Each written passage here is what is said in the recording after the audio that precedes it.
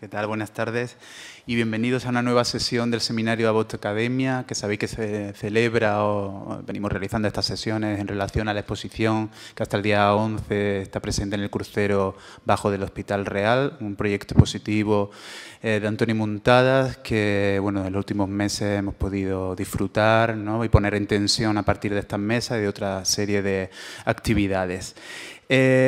Bueno, esta es ya la penúltima semana. La semana que viene se presenta también intensa, con 3 mesas redondas lunes, martes y miércoles, a las que también les invito a participar.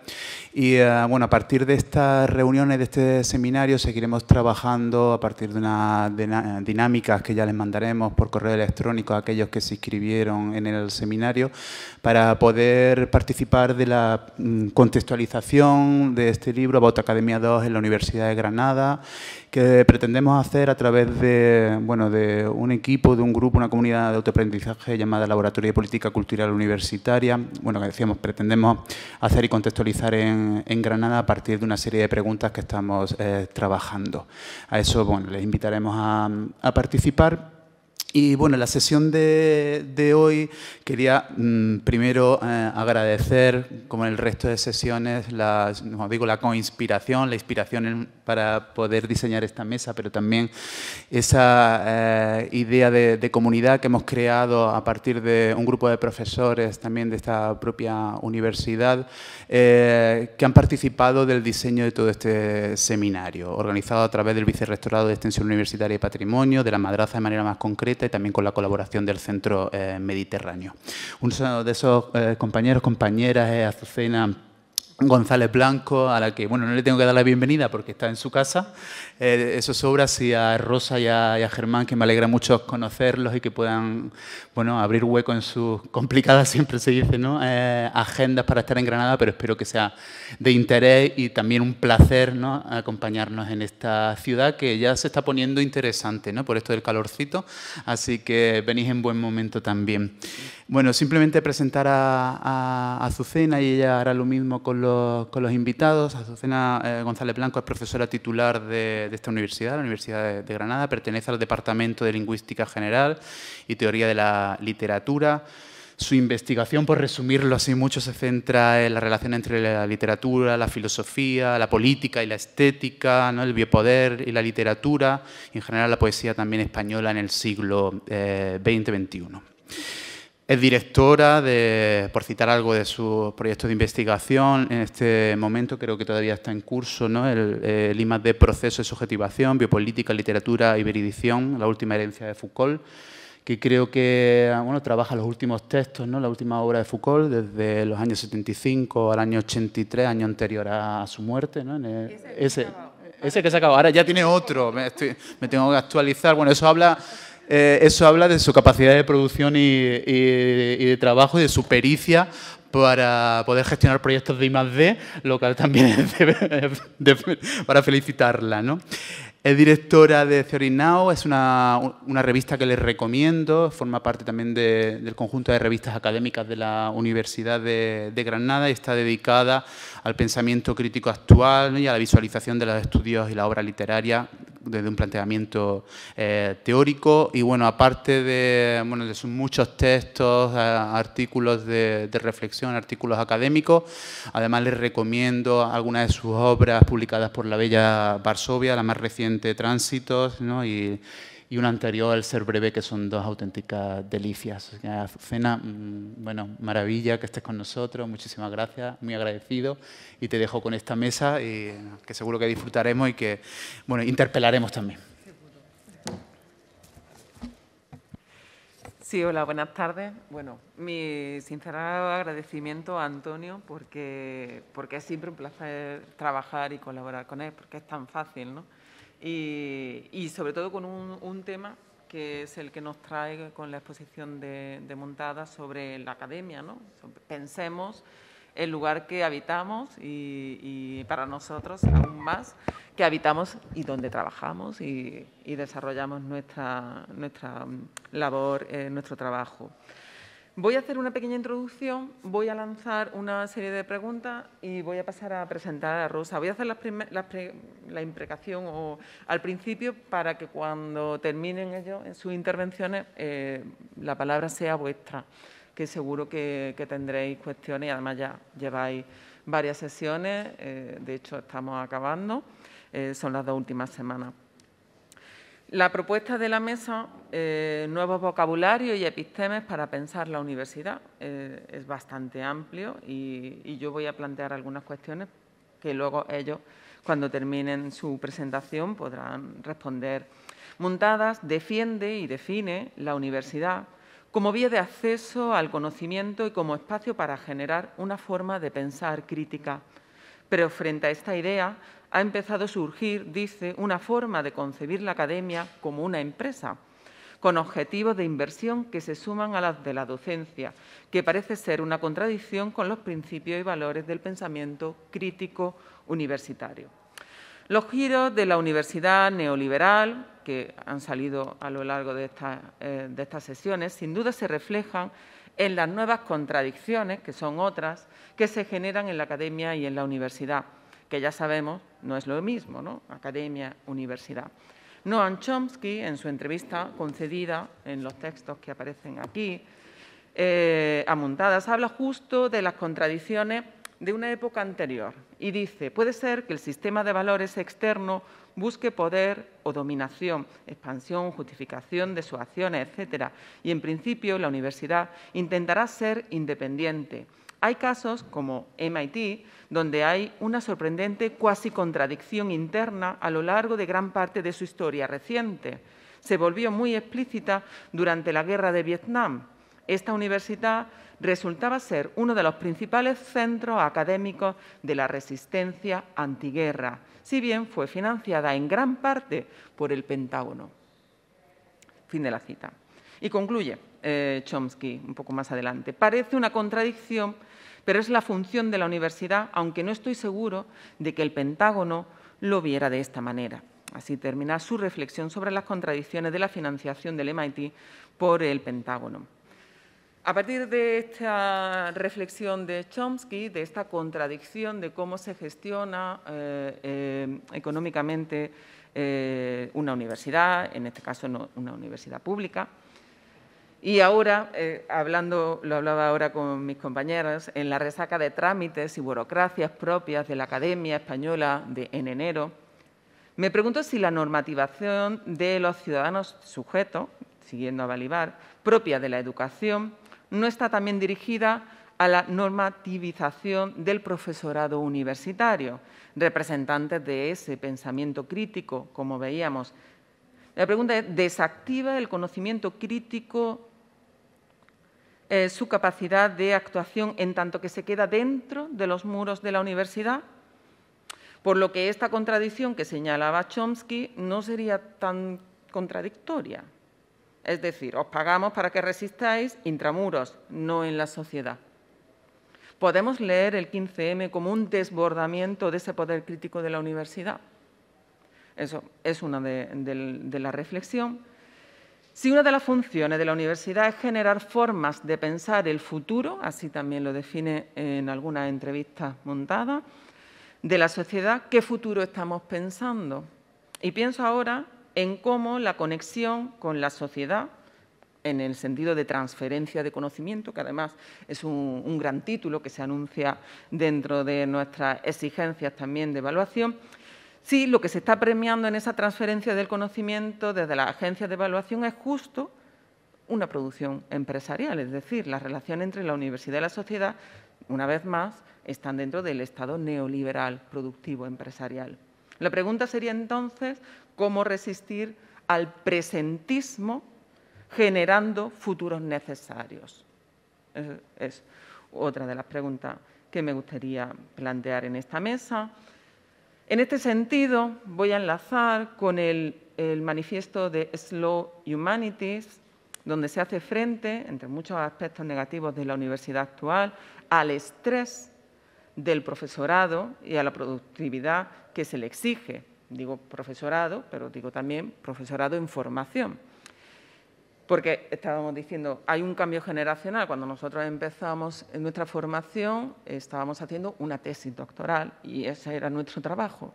Para los estudiantes ahora, FPU, no pueden solo hacer una tesis doctoral, tienen que producir igualmente como el profesorado universitario, ¿no? Y si no, pues se quedan fuera de juego.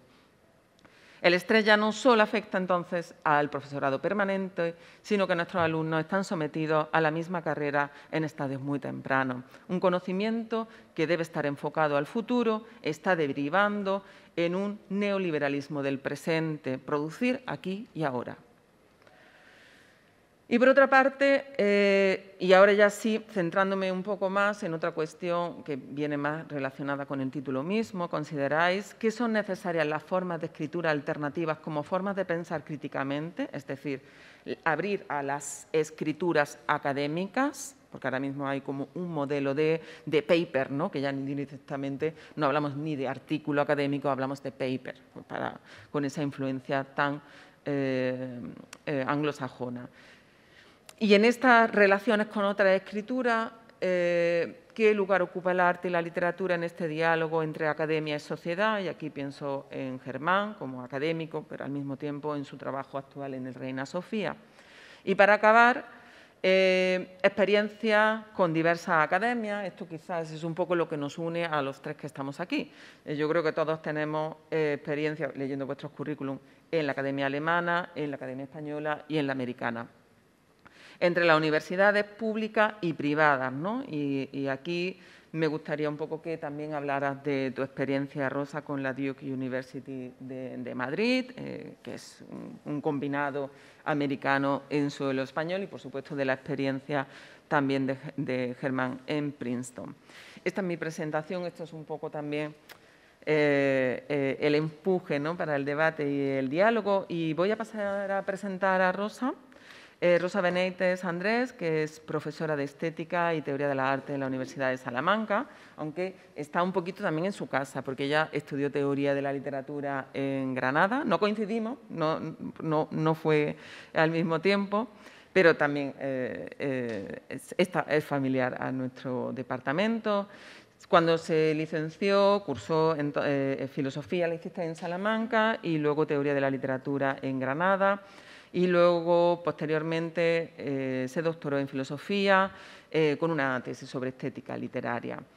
Antes de, y esto lo voy a subrayar, de obtener su plaza en Salamanca, trabajó como profesora asociada, una figura en la Universidad Complutense de Madrid, profesora contratada en la Duke University de Madrid y también, y esta es otra faceta también de la academia, contratada Juan de la Cierva en la Universidad Carlos III de Madrid.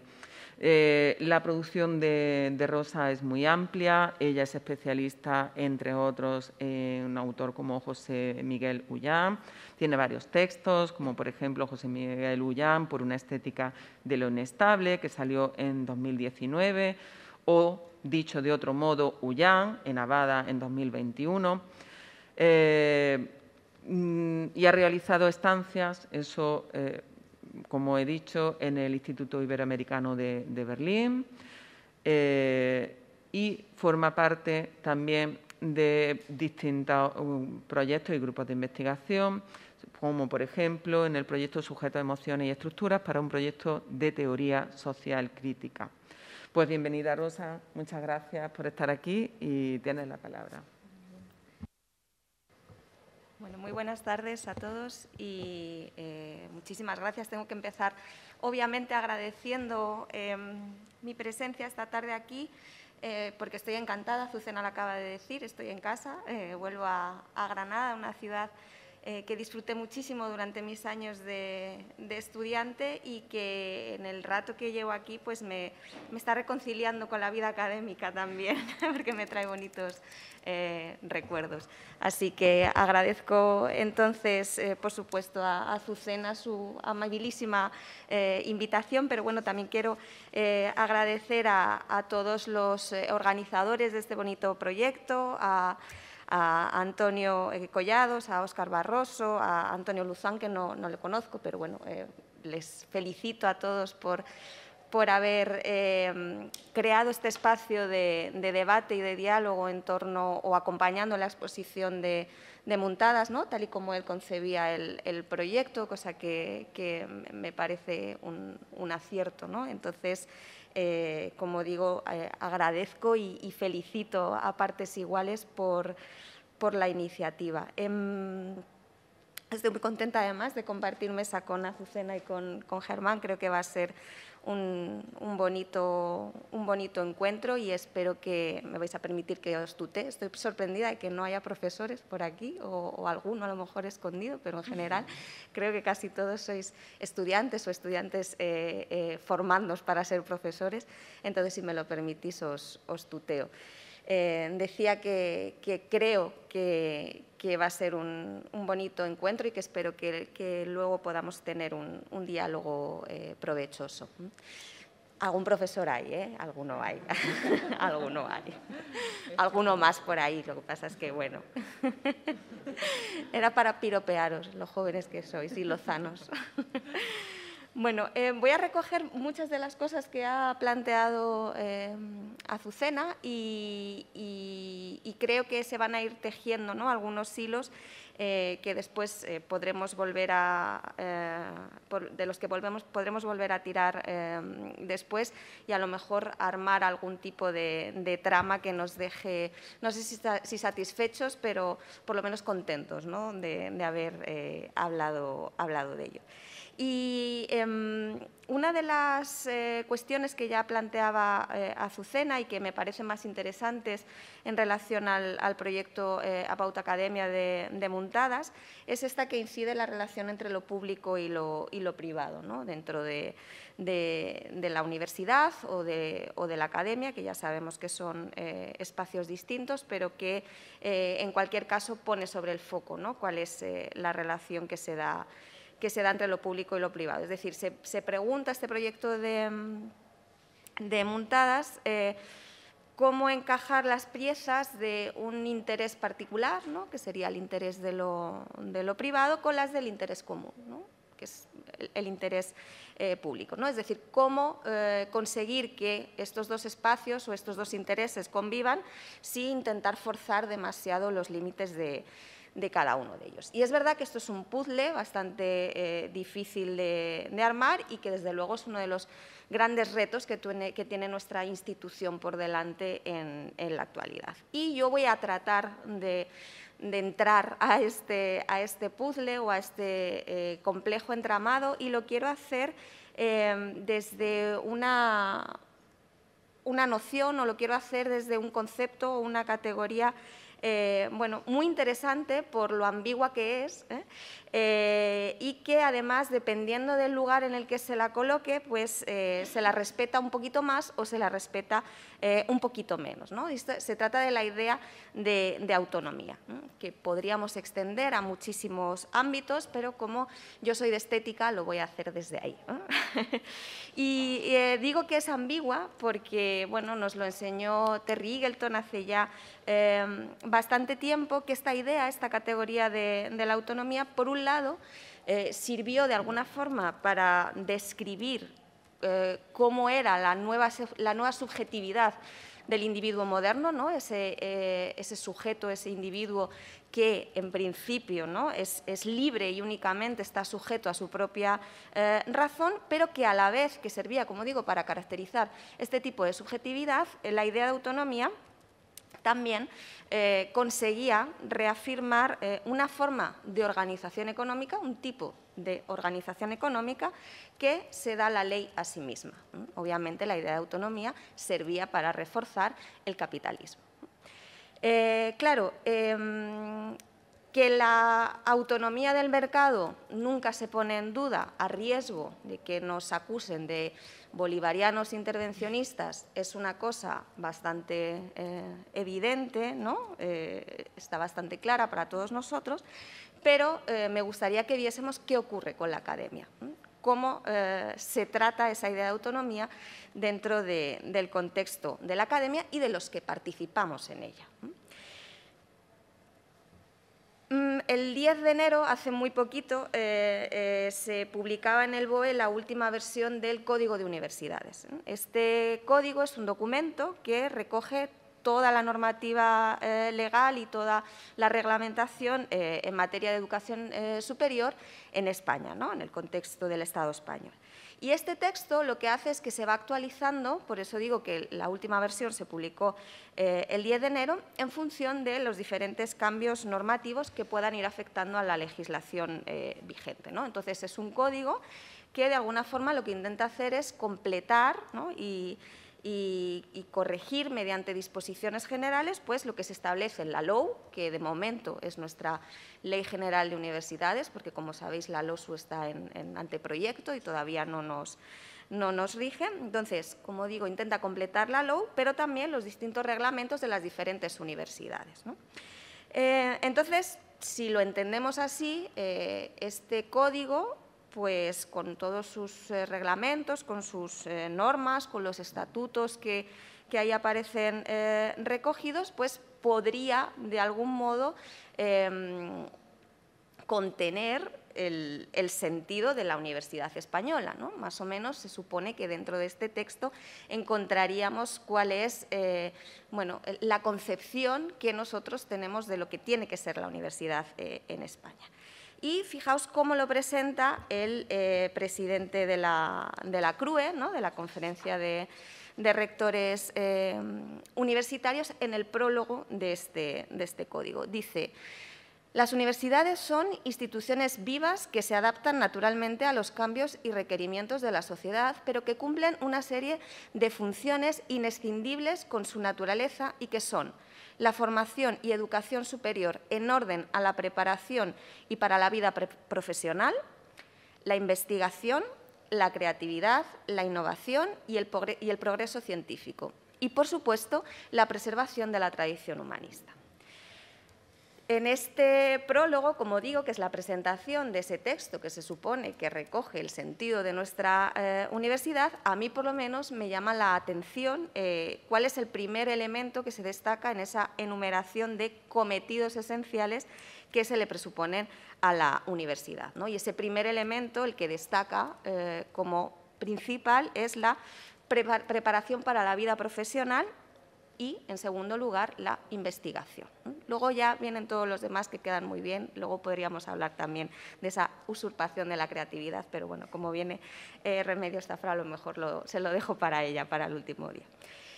Y digo que a mí esto me llama la atención, pero es una cosa que me llama la atención a mí en 2022, pero que le llamaba también mucho la atención y le sorprendía a Ortega y Gasset cuando en su texto clásico del año 1930, Misión de la universidad, al hacer un repaso de cuáles eran las funciones que cumplían ya en aquellos años estos centros, ¿no?, los centros universitarios en nuestro país, él mismo se preguntaba que si no era la enseñanza superior algo más que profesionalismo e investigación, ¿no? Exactamente los dos mismos términos, ¿no? Y en esa pregunta Ortega encontraba algo así como un residuo perdido entre los planes de estudio, ¿no?, que en esa época él identificaba con la cultura general y que en nuestro Código de Universidades hemos visto en el último puesto de la serie de cometidos que tenía que cumplir la institución, con esa bonita frase de preservación de la tradición humanista. Entonces, decía Ortega: al usar esa expresión de cultura general, se declara la intención de que el estudiante reciba algún conocimiento ornamental y vagamente educativo de su carácter o de su inteligencia. Claro, pensemos y que no se nos olvide que, pese al gran éxito que ha tenido dentro del terreno de la pedagogía, y si alguno de vosotros estáis pues haciendo cursos de formación de profesorado o cosas por el estilo, ese modelo educativo basado en competencias, ¿verdad?, que es ahora el que impera dentro de nuestro sistema, en realidad el origen, como digo, de ese modelo está en las investigaciones de los años 60 de los economistas Schulz y Becker en torno a la noción de capital humano y a la manera en la que el rendimiento de los trabajadores aumentaba si estos estaban cualificados, ¿no? Entonces, el sentido de las competencias en realidad era conseguir una mayor productividad, ¿no? Claro, una lectura, la que hicieron estos economistas, que hizo que de esta manera la educación no se entendiese como un gasto, sino más bien como una inversión, ¿no? Que iba a conseguir que después los trabajadores pues, fuesen más productivos. Y claro, obviamente yo no estoy poniendo en cuestión, está claro que la universidad tiene la función de formar a los profesionales y a los especialistas que van a tener que proporcionar determinados servicios al conjunto social, pero a mi juicio, y esta es una de las cuestiones que quería poner sobre la mesa, pienso que la universidad debería enseñar a esos mismos profesionales y a esos mismos especialistas a interesarse por el conocimiento en general, ¿no? Entonces, según esto, parece que no han cambiado tanto esas deficiencias del sistema universitario español que detectaba Ortega hace ya casi un siglo y las que en realidad sigue acusando hoy en día. Y pienso que más bien esas necesidades de reforma que ya se veían, como digo, hace un siglo, se han visto en el fondo reforzadas, ¿no?, por unos planes y por unas dinámicas que van justamente en el sentido contrario que estaba planteando el filósofo en aquellos años, que era el de universalizar el conocimiento. Ese era el gran objetivo, esa era la misión de la universidad que planteaba Ortega. Por eso pienso que quizá en la actualidad sea esa innegable mercantilización de los centros de educación superior la que esté marcando la diferencia con respecto al diagnóstico que hacía Ortega, ¿no? Que bueno, se equivocaban muchísimas cosas, pero en esto le vamos a dar la razón, ¿no? Y es que desde hace ya por lo menos 2 décadas, ¿no?, y coincidiendo de algún modo con la reforma educativa europea, la lógica empresarial ha conducido las líneas generales de funcionamiento de las universidades públicas y privadas en nuestro país, haciendo que como decía Azucena, que las universidades se hayan convertido en empresas, ¿no? Y esto, en el fondo, pues, bueno, es algo inevitable o que se ha convertido en inevitable para nosotros. Lo que ocurre es que esta conversión de las universidades en empresas no se ha limitado solo, por ejemplo, a una gestión más estricta de los presupuestos o a una liberalización de las estructuras, sino que, a mi juicio, la mercantilización de la universidad se ha centrado de lleno en el papel que cumplen estas instituciones como llave de acceso a un mercado laboral tremendamente precarizado, ¿no? Es decir, pienso que la universidad se ha convertido en empresa porque la universidad se ha convertido en un lugar en el que se venden una serie de servicios que a la vez te dan acceso a un trabajo. Esta es mi idea de por qué la universidad se ha convertido en una empresa. Y claro, en este contexto o en este marco de comprensión de la universidad plenamente mercantilizada, ya no se van a relegar esos saberes humanistas casi a un estatuto de reliquia, ¿no?, sino que el conjunto del conocimiento queda completamente supeditado a los intereses de mercado, ¿no?, a un nuevo marco de actuación que desde hace muchos años se bautizó como capitalismo académico, ¿no?, y que aparece bien reflejado en los vídeos de la exposición. Vuelvo a hacer una precisión, una aclaración.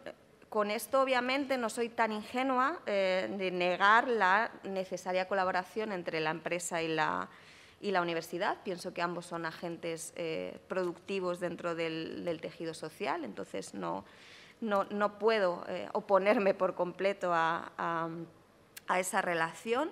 Tampoco quiero pasar por alto pues, esa orientación de la enseñanza superior a los retos y a las necesidades del mundo actual, lo que intento hacer es incidir en esa idea de autonomía, ¿no?, que preside ese documento con el que comenzaba esta intervención y que además se recoge en nuestra Constitución, aparece en la Constitución española, y de tal manera que esta idea de autonomía no solo garantiza la independencia de las universidades con respecto a los poderes del Estado, sino que también garantiza de algún modo, o tiene que garantizar, la autonomía de la universidad con respecto a otras instancias de presión que pueden llegar a determinar, incluso más que los poderes estatales, la naturaleza y la función, ¿no?, de la propia universidad. Y en realidad no estoy contando nada nuevo tampoco, porque esta misma idea o este mismo argumento es el que planeaba en esa ya clásica conferencia de Derrida que pronunció en la Universidad de Stanford en el año 1998, donde este filósofo de algún modo planteaba que a la universidad, él decía moderna, a la universidad contemporánea, podemos pensar nosotros, se le tenía que exigir, pero a la vez que se le exigía, también se le tenía que garantizar tanto lo que se denomina libertad académica, ¿no?, una libertad incondicional de cuestionamiento, ¿no?, y de posición, como todos la entendemos, pero no solo eso, se le tenía que, como digo, reconocer esa libertad académica, pero también, él decía, aún más, si cabe, el derecho a decir públicamente todo lo que exigen una investigación, un saber y un pensamiento de la verdad, ¿no? Y señalaba, ¿no?, Derrida esa verdad. Entonces, la consecuencia de esta argumentación o este planteamiento que hacía Derrida es que él, de algún modo, concibe la universidad como un lugar al que se le debe reconocer, pero que a la vez tiene que ser capaz de producir lo que él llamaba un principio de resistencia incondicional, ¿no? Este principio de resistencia incondicional no es otra cosa que la idea de autonomía a la que yo vengo persiguiendo, ¿no? Un fundamento que de alguna manera implica que, por definición, que por su propia naturaleza, la universidad se opone a un gran número de poderes estatales, económicos, culturales, mediáticos, a los que si no pone límite, de alguna forma, limitan esa radical autonomía y ese derecho a crítica, ¿no?, que nosotros debemos propiciarle a la universidad. Entonces, toda esta relación entre lo público y lo privado, en la que quiero enmarcar el debate, de alguna forma me hacen situarme en un lugar en el que concebir la universidad como una institución pública al servicio de la sociedad.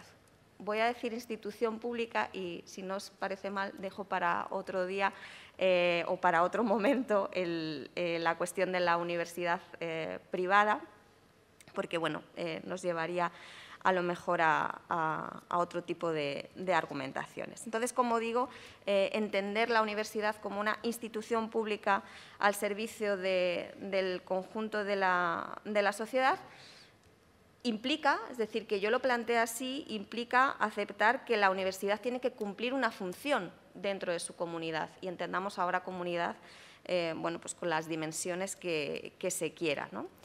Pero pedirle a la universidad que cumpla una función dentro de su comunidad no es solo responsabilizarla de la formación de sus profesionales, no es solo responsabilizarla del desarrollo de sus estrategias de progreso o de innovación tecnológica, no es solo responsabilizarla de esa conservación de sus saberes humanistas, ¿no?, como decía el presidente de la CRUE.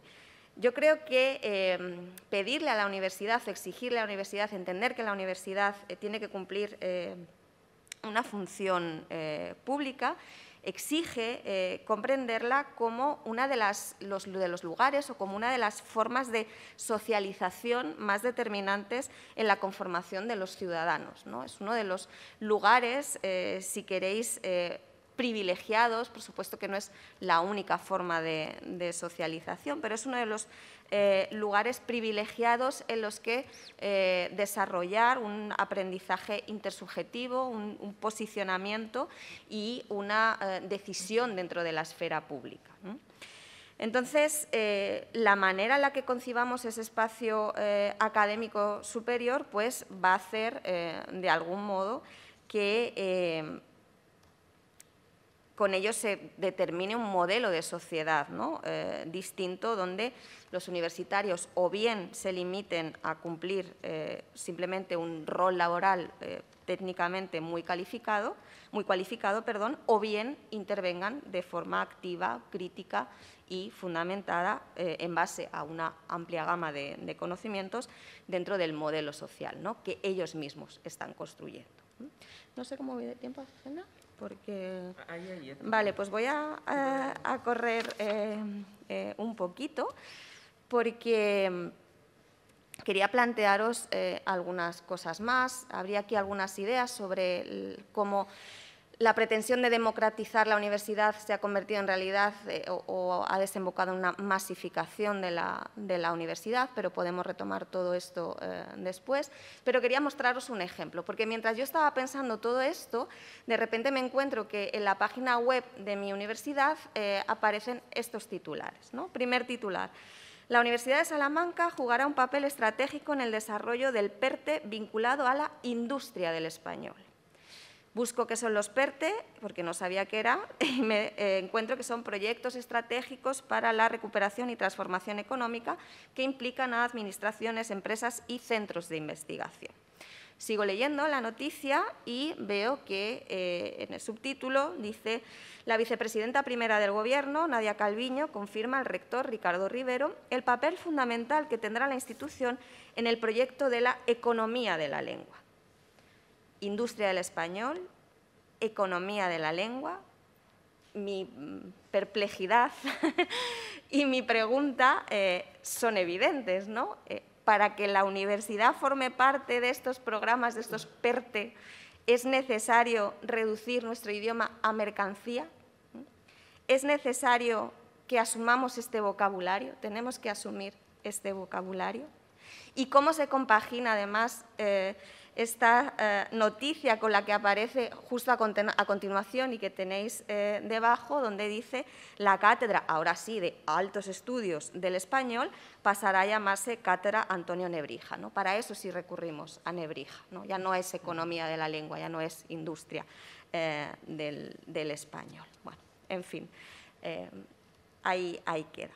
Pero muy rápidamente, si me quedan 5 o 10 minutillos, hay otra autonomía de la que quiero hablar y que también se ha visto erosionada, ¿no? Por eso que Bifo llama el cognitariado, y que afecta en realidad a la autonomía no solo de la institución, sino de nosotros, ¿no? De los docentes y de los discentes, ¿no?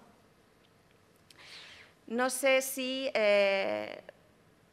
sabéis o os habéis parado a pensar en cómo ese gran cambio que supuso el Espacio Europeo de Educación Superior y los ECTS, pues en realidad tenía como uno de sus grandes objetivos fomentar esa autonomía del estudiante, ¿no? Esa era una de las propuestas, hacer que los estudiantes pudiesen tomar sus propias decisiones en el desarrollo de su aprendizaje, ¿no? Ganar autonomía, ganar libertad a través de la contabilización de esas horas de trabajo, etcétera, etcétera. Esta era la teoría, ¿no? Y era una bonita teoría que a mí me recordaba a la bonita historia que cuenta Rancière en El maestro ignorante, que no voy a entrar para no comerme ahora el tiempo, pero os animo a leer el libro porque es un libro precioso y que de algún modo nos venía a decir que el maestro puede ser ignorante porque lo que tiene que hacer es suscitar la búsqueda del conocimiento en el alumnado, ¿no? Ese es el cometido del maestro, y tiene que adecuarse al estudiante, ¿no? El buen profesor, el buen docente tiene que acompañar al estudiante y tiene que, como digo, conseguir que es despertar su deseo de búsqueda del conocimiento. Y digo que esto era muy bonito y que se parecía bastante, en teoría, al modelo educativo del espacio europeo de educación superior, pero el problema es que, en el fondo, todo esto solo funciona en teoría, ¿no? Y podría, de algún modo, ahora entrar a ver cuáles son las deficiencias y las carencias que tenemos los profesores por esa antiproducción burocrática, como dice Mark Fisher, ¿no? que se nos exige, por la falta de formación pedagógica especializada que podemos tener, pero me gustaría simplemente señalar, y vuelvo a recurrir a una experiencia personal para reflexionar sobre todo esto y para pensar todo esto, me gustaría señalar, como digo, esa idea de adecuarse al contexto, ¿no? Que en el fondo es muy interesante y creo que es como deberíamos funcionar como docentes, pero que no hemos conseguido hacerlo. Si pensamos en los meses de confinamiento del año 2020, pienso que toda la comunidad universitaria hicimos un esfuerzo gigantesco para conseguir terminar el curso, ¿no? Los profesores hacíamos clases en streaming sin tener ningún tipo de formación, casi sin saber hacerlo, preparábamos PowerPoints con audios incorporados para que se pudiesen seguir a las personas que no podían estar en streaming, hacíamos esquemas, dábamos textos de apoyo, tutorías online, ¿no? Un montón de recursos que todos los alumnos pues, trataban de seguir, ¿no? De la manera en la que podían, muchas veces en situaciones muy precarias, ¿no? Pero entre todos tratando de salvar ese curso. Claro, cuando volvimos a encontrarnos en junio, julio, pues había un entusiasmo generalizado de lo hemos conseguido, qué bonito, lo hemos hecho. Pero yo pienso que el resultado de todo esto se vio en realidad meses después, cuando al inicio del curso 2021 volvimos a la docencia semipresencial y nos dimos cuenta de que en realidad nos habíamos equivocado, ¿no? Que ese gran esfuerzo que habíamos hecho por dar material de apoyo y por dar todo tipo de contenidos a nuestros alumnos, había eclipsado nuestra verdadera función, que era la de fomentar el interés del alumnado, ¿no? Por aprender y por disfrutar aprendiendo. Entonces, nos centramos en proporcionar información en lugar de dar estrategias para adquirir y para asimilar toda esa información. Entonces, esto hizo que nuestras clases, nuestras explicaciones, nuestros apuntes se convirtiesen en contenido fácilmente digerible, ¿no? Contenido que sale igual de bien que ha entrado, ¿no? Y lo hicimos además con muy buena intención, pensando que estábamos cumpliendo con las expectativas de los estudiantes, ¿no? Y respondiendo a una serie de carencias. Pero lo que hicimos fue convertirnos en Netflix, ¿no? Realmente nos asimilamos completamente a esa lógica. Y yo me di cuenta cuando ese curso un estudiante me escribió un correo diciéndome que era del grupo que tenía que ir presencial, pero que como no le iba muy bien, que si podía asistir online desde su casa. Y el argumento era aplastante, es que no me va muy bien, ¿no? Claro, yo ante eso no puedo contestar nada. Entonces, de algún modo, aunque bien intencionados, nos sumamos a ese conjunto de servicios que satisfacen necesidades de los usuarios, ajustándonos además a sus modos de vida, incluso a sus cambios de humor, ¿no? Entonces, esos usuarios asimilaron nuestros servicios a la lógica del delivery. Y, claro, esto, de algún modo, yo no estoy culpando a los estudiantes para nada de esta situación, sino que más bien estoy reconociendo la equivocación, ¿no? de los docentes y señalando un peligro que es en el que creo que puede caer nuestro sistema educativo cuando confundimos autonomía del estudiante con complacencia del cliente, ¿no? Y esto a lo mejor nos puede dar luego para hablar de mi experiencia en Duke University y que Germán completará muy bien con toda su experiencia en Estados Unidos. Para terminar, simplemente quiero señalar esta idea, ¿no? Que la emancipación del alumnado, esa autonomía del alumnado, no se consigue colocándole en la posición de demandante a la carta, ¿no? de cliente, sino cuando ese estudiante se hace responsable de su aprendizaje, ¿no? Cuando asume una postura mucho más participativa que la de consumir un paquete prefabricado que nosotros le hemos ofrecido, ¿no? Entonces, la autonomía del estudiante no puede quedar reducida a esa capacidad de demanda, sino que tiene que verse reflejada en su propia acción, ¿no? Tienen que apropiarse de su proceso de enseñanza y aprendizaje. Entonces, para que la palabra autonomía tenga un sentido emancipador, tanto en el caso de nosotros, agentes que participamos dentro de la institución o también para la institución, tenemos que, de algún modo, responsabilizarnos de esa institución, ¿no? Y no solo los docentes, no solo los estudiantes, sino todos como sociedad, ¿no? Tenemos que hacer de la universidad algo que sea común, ¿no? Tenemos que hacer de la universidad una cultura común y no una cultura general, ¿no? Como planteaba el bueno de Ortega. Y nada más, perdón por la extensión y muchas gracias.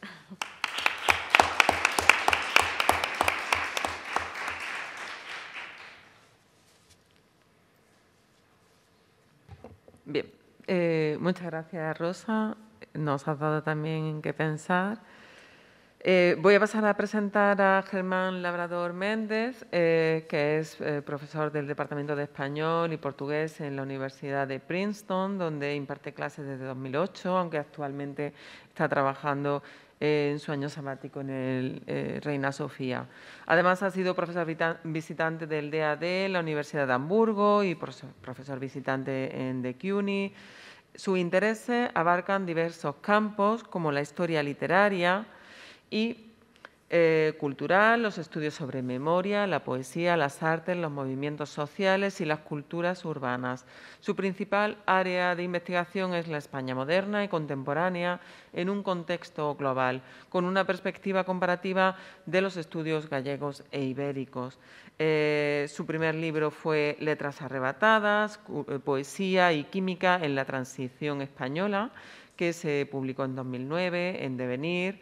Su segundo libro, yo creo que es el que lanzó a Germán al estrellato, es Culpables por la literatura, imaginación política y contracultura en la transición española. Sus publicaciones son muy ricas, amplias. Solamente voy a citar uno reciente que a mí me interesa mucho, por ejemplo, la edición de la última novela de Rosalía de Castro, El primer loco, a la luz de la biopolítica moderna, el espiritismo y la memoria ecológica en la época de los primeros manicomios españoles, que es de publicación reciente.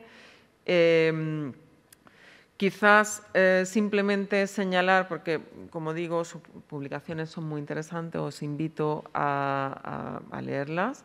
Voy a simplemente hacer un breve recorrido por su formación para que veáis también, pues, como he dicho antes con Rosa, con sus distintas figuras ocupadas dentro de la universidad, también la formación plural de Germán.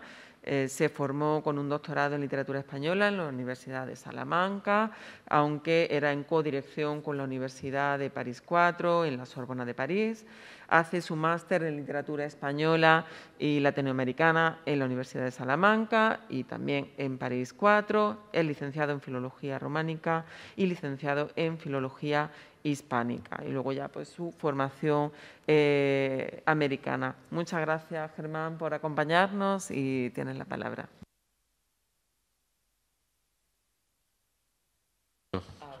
Sí, perfecto. Hola, pues nada, muchas gracias por estar acá. Para mí es también siempre una fiesta volver a Granada y más en compañía de personas tan queridas y y admiradas. Os agradezco a todas las que habéis hecho posible este encuentro en los distintos niveles y complicidades.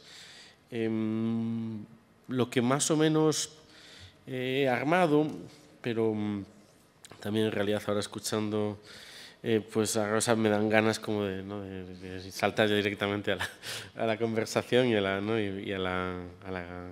diálogo, pues está lleno de conceptos muy ricos en los acuerdos y en los desacuerdos, ¿no? Pero bueno, un poco lo que no quiero es que nos comamos el tiempo del debate. ¿A qué hora tenemos que salir de acá? A las 9. A las 9. Pues nada, yo lo que básicamente os quería proponer era un viaje, tomando en serio, ¿no?, la noción de epistemología que organiza el título del encuentro de hoy. Era un viaje por un dispositivo de disciplinamiento, de indisciplinamiento, como son los estudios culturales, e intentar conectar las presencias y, mejor dicho, ausencias de ese dispositivo en el contexto de la Academia Española y específicamente de los departamentos de humanidades, conectar, digamos, la crisis orgánica, institucional, estructural, las crisis de la Universidad Española con la ausencia de ese paradigma, ¿no? Eso es un poco, no es tan sencillo como decir que todos los problemas de los departamentos de humanidades y no solo en la Universidad Española dependen de los estudios culturales, pero hay una serie de síntomas que se activan en cuanto nos preguntamos por el lugar o no lugar de esos estudios culturales, que es como preguntarse por los límites disciplinarios dentro de las humanidades y las ciencias sociales. Tengo toda una lectura de los estudios culturales, pero me voy a tener que saltar para que podamos tener un poco de tiempo para conversar. Pero diré que básicamente, y hay por supuesto una historia y una serie de razones muy profundas, pero situémonos simplemente en un contexto de Guerra Fría, posguerra mundial y específicamente años 50-60, que es cuando los estudios culturales en la forma que hoy los conocemos, o por lo menos en la genealogía dominante que se le ha reconocido, anglosajona, aparecen, ¿no? Y surgen, básicamente se plantean el estudio de la cultura a través de tres premisas centrales. De un lado, la comprensión de la cultura de manera orgánica, interrelacionada, compleja y cambiante. Sí, la comprensión de que la cultura son sistemas de relaciones, flujos de significados que están interconectados, que son complejos, y esa complejidad es clave, la voluntad de no renunciar a modelos descriptivos complejos que atienden a todos los ámbitos, no solamente a los objetos culturales, sino a los circuitos de producción, de consumo, de circulación, de recepción, y cambiante en el sentido de que lo histórico es la clave, ¿no? Que la cultura se constituye históricamente y va evolucionando, mutando, transformándose históricamente, y que esa dimensión cambiante de lo cultural es constitutiva. Entonces, pensar la cultura de forma orgánica, interrelacionada, compleja y cambiante. El segundo punto, pensar la cultura como algo colectivo, común y democrático, y ahí aparece toda la pregunta por la cultura de los que no tienen cultura, la voluntad de superar las divisiones entre la alta cultura y las no culturas, la cultura popular, la cultura baja, o la cultura de aquellos que son ignorantes o aquellos que directamente son ordinarios, o sea, las no culturas, ¿no? Un pensar más allá de las culturas que se pueden estudiar y las que no se pueden estudiar, y combatir sobre todo las jerarquías políticas, económicas, culturales que se derivan de esas diferencias, ¿no? de esa distribución. Alrededor de una noción de bien común importante. No es casual que el ciclo, digamos, de nacimiento de los estudios culturales coincide con el ciclo de construcción de los estados de bienestar en Europa, ¿no? Y esa conexión me parece fundamental. Y el tercer elemento, entonces, pues, interdisciplinaridad, historicismo, complejidad, ¿no? Movimiento. Dos, democratización, comunidad, comunitarismo. Y tres, la relación con la cultura de una manera autoemancipatoria. Es decir, se suele decir que los estudios culturales son políticamente comprometidos, pero creo que es algo que va más allá, que tiene que ver con la propia relación de autoemancipación que se da con el propio proceso del conocimiento, tanto por aquellos, ¿no?, que digamos, por maestros y estudiantes, un poco en esa clave, ¿no?, de Jean Rancière. Jean Rancière, en el fondo, es un gran heredero de todas estas tradiciones y demandas, ¿no? La idea de que es posible emanciparse a través de la cultura, lo que es como decir, a través del estudio y del trabajo, es decir, del trabajo del estudio y del estudio del trabajo, pero no solo emanciparse obviamente individualmente, que eso nunca es posible, sino emanciparse con los otros y de otros a través no solo del estudio, sino también de la enseñanza. Ellos entendían, los fundadores del grupo de Birmingham, se entendían como parte del mismo proyecto de historia cultural que ellos estaban construyendo, ¿no? Y sus orígenes, los orígenes sociales y las trayectorias de esa serie de figuras claves, ¿no? Como Raymond Williams, es muy ilustrativa del tipo de mirada sobre el mundo que construyen. Es decir, ellos piensan de esa manera porque vienen de donde vienen y se han construido como se han construido, ¿no? Los estudios culturales de esta forma van a entrar desde su, digamos, constitución imaginaria en los años 50-60 de lleno en la discusión sobre lo que es y lo que puede ser la cultura, pero en un contexto muy concreto, donde de un lado sigue todavía en manos del nacionalismo de Estado, un nacionalismo de Estado que ha nacionalizado en los años 20-30 las culturas y ha construido las culturas de unas élites como grandes paraguas donde caben las esencias de un pueblo, pero al mismo tiempo está emergiendo en los años 50 una cultura de masas ligada al mercado, a lo que llamamos hoy Fordismo. Y estos estudios culturales, en ese contexto, están disputando una discusión sobre lo que eso puede ser la cultura, creando un campo propio que tiene que ver con la autonomía, ¿no? Más allá incluso también de las organizaciones de masas y de la imaginación revolucionaria de la cultura, queriendo plantear una definición de la cultura propia, ¿no? Y sobre esto salto un poco porque hay una discusión rica, pero vamos simplemente a enunciar. Y tiene que ver con la comprensión de la cultura como autonomía, como espacio de autonomización individual y colectiva, una concepción que se refuerza o se radicaliza o explota tras la 1968, tras las revoluciones 68istas, cuando la cultura pasa a ser definida como contracultura, ¿no? Y esto ya también nos daría terreno para otra conversación entera. Saltamos rápidamente. Diré que todos este núcleo fundacional, aunque insisto, hay otras genealogías, a mí me interesa pensar los estudios culturales como un sistema de modos de pensar multigenealógico y multidistribuido. No me interesa específicamente la línea anglosajona, creo que es necesario pensar una línea ibérica propia para los estudios culturales, porque al fin y al cabo las sociedades y las configuraciones históricas de las sociedades son distintas y sobre esto también pues, podríamos discutir más luego.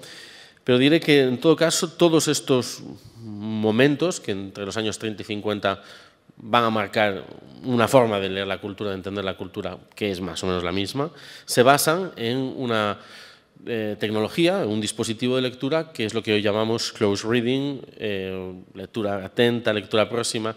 No hay una buena traducción, lectura tramada, depende de dónde queramos poner el énfasis, digamos, en la traducción, pero close reading me parece que es un neologismo que merece la pena incorporar como tal, ¿no? En la medida en la cual estamos leyendo desde una tradición también. Es una técnica que básicamente proviene de los estudios literarios, es lo que aquí llamaríamos el comentario de texto, ¿no?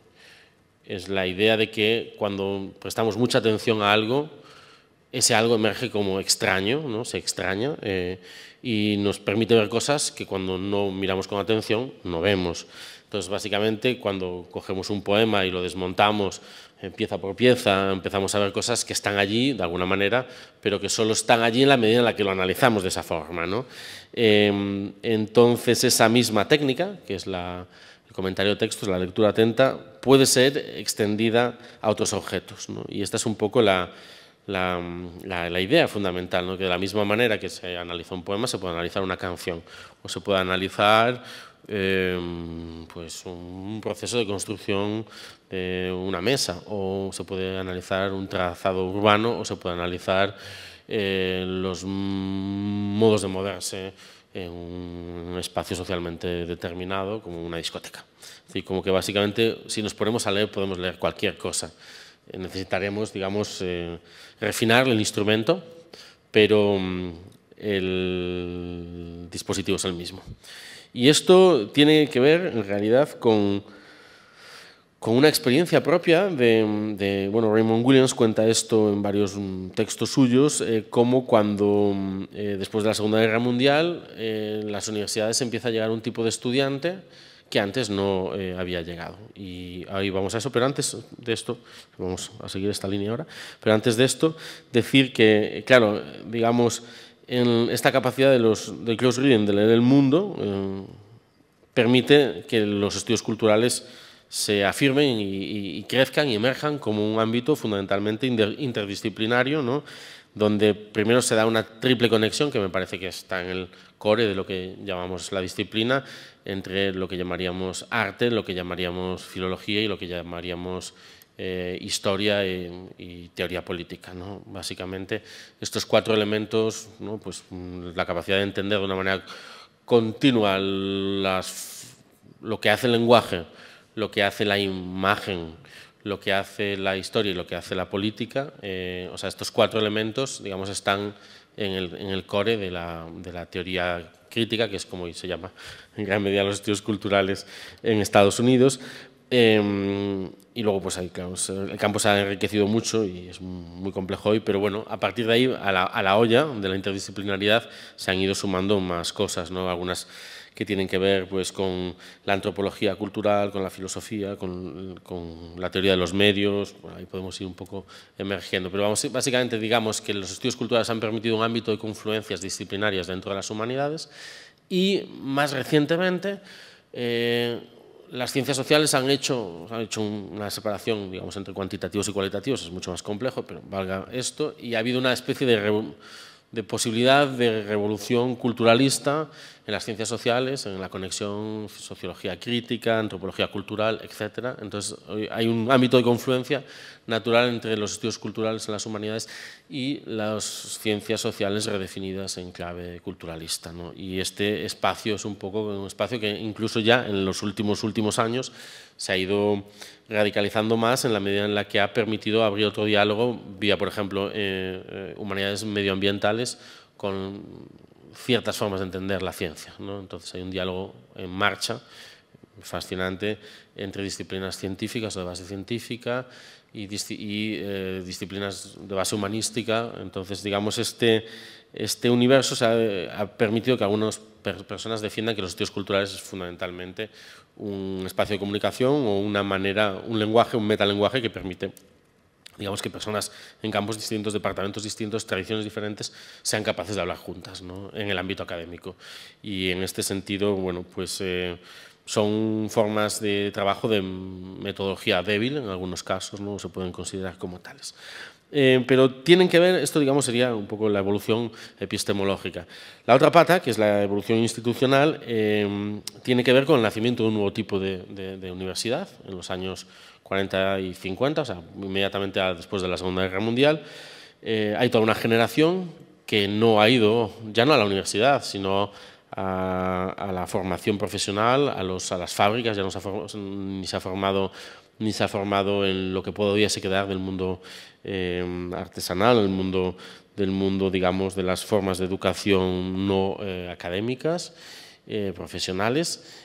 ¿Por qué? Porque ha estado bombardeando ciudades y dando asaltos en trincheras.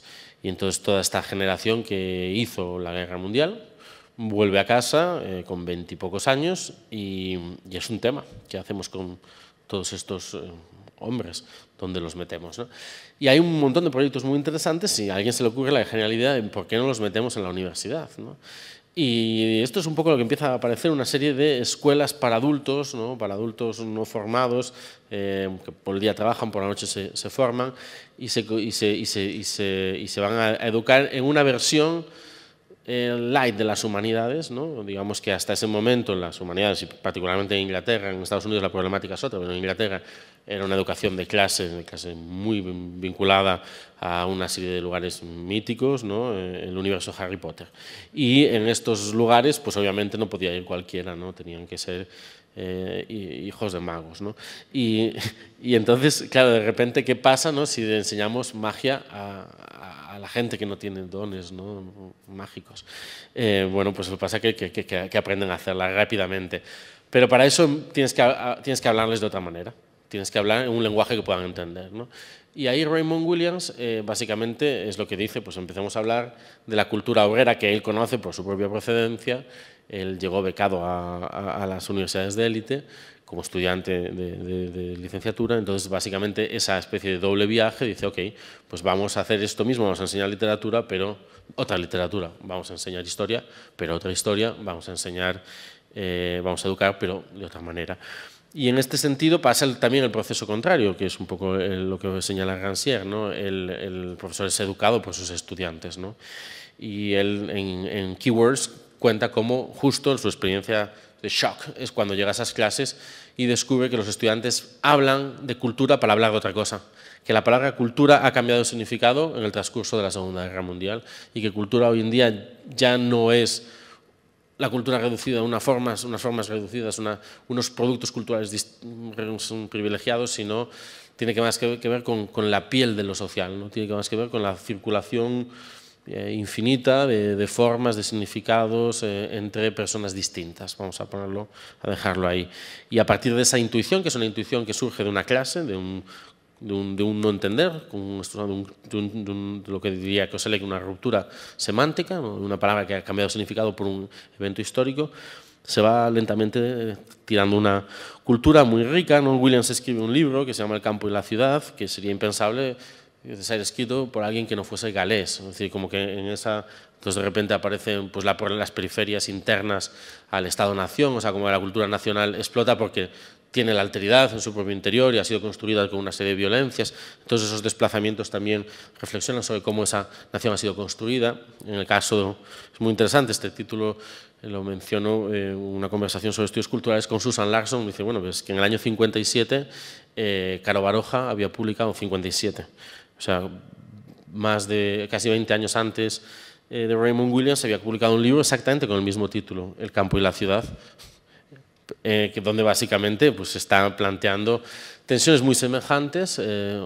Caro Baroja es vasco, no es galés, pero para el caso nos sirve para replicar el argumento, un contexto donde empieza a producirse un éxodo masivo del campo a la ciudad y donde de alguna manera alguien está diciendo, bueno, o sea, la antropología, lo que llamaríamos estudios culturales hoy, tiene, porque es un seminario interdisciplinar, tiene que pensar esto que está pasando ahora mismo, tiene que pensar cómo eso que llamamos España se ha configurado en una tensión radical entre el campo y la ciudad, eso que afecta pues, a cómo se construye el imperio, cómo se construyen las identidades, cómo se circula la cultura en su interior.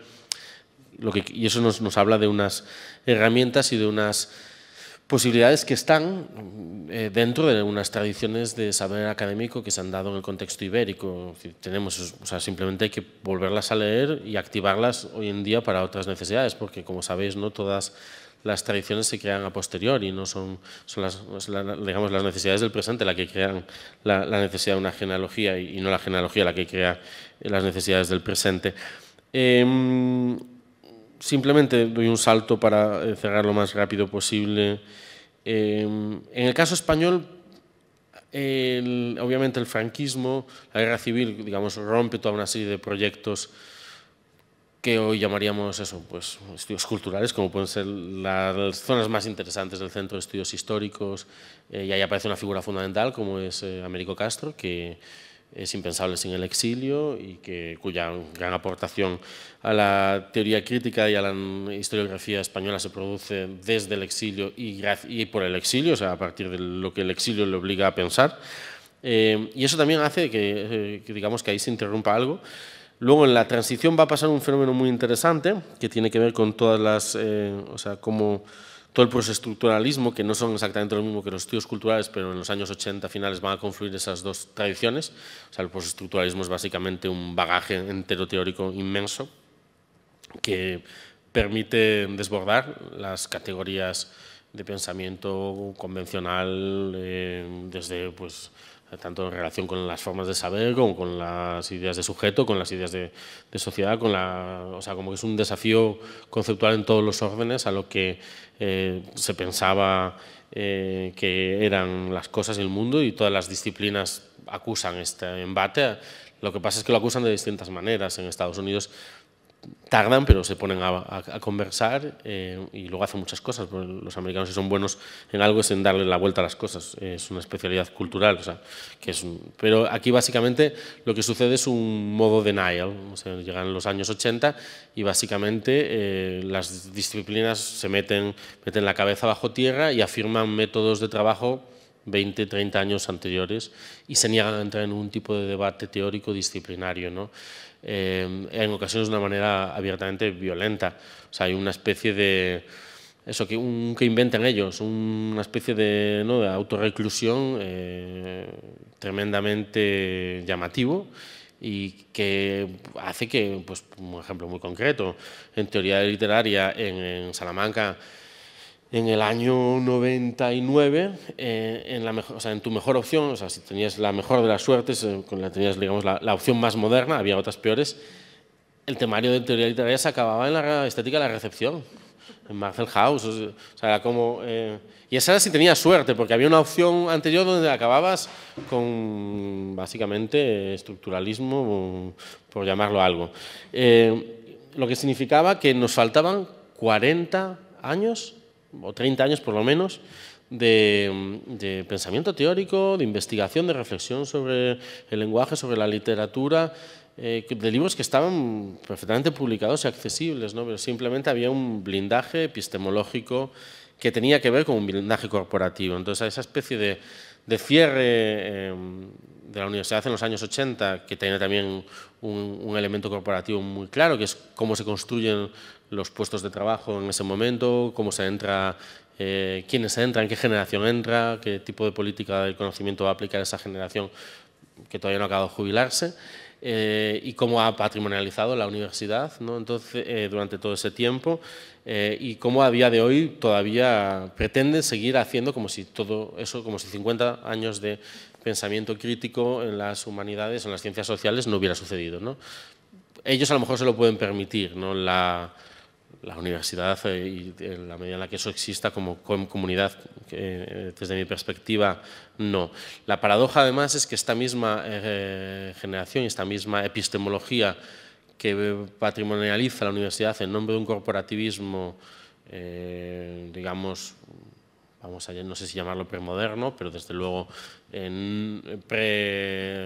o sea, básicamente posfranquista, vamos a llamarlo posfranquista, son los mismos que están en un último servicio extraño neoliberalizando la universidad.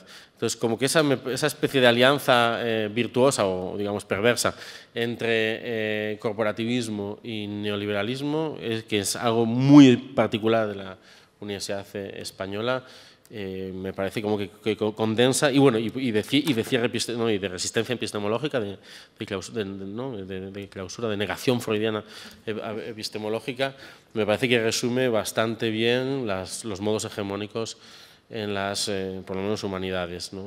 Obviamente hay francotiradores, hay casos aislados, hay grupúsculos, hay sectas, o sea, como que hay una gran riqueza, evidentemente, ¿no? De maneras extrañas y trabajos interesantes, ¿no? O sea, y escucha, o sea, como que todo eso también es verdad, pero me parece como que si como en la figura macro, eso sería una definición. Me parece, no obstante, que eso está siendo, o sea, eso es casi un momento terminal y las cosas que están pasando y que están proliferando van claramente por otro lado, ¿no? Y si queréis, pues hablamos más de eso ahora.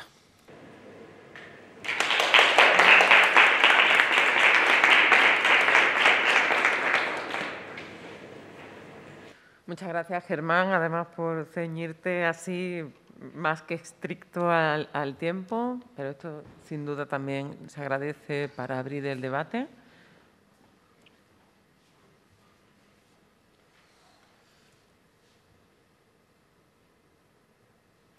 A mí es que como las dos me han encantado, pero prefiero que empecéis vosotros hablando, que yo ya hice algunas preguntas generales.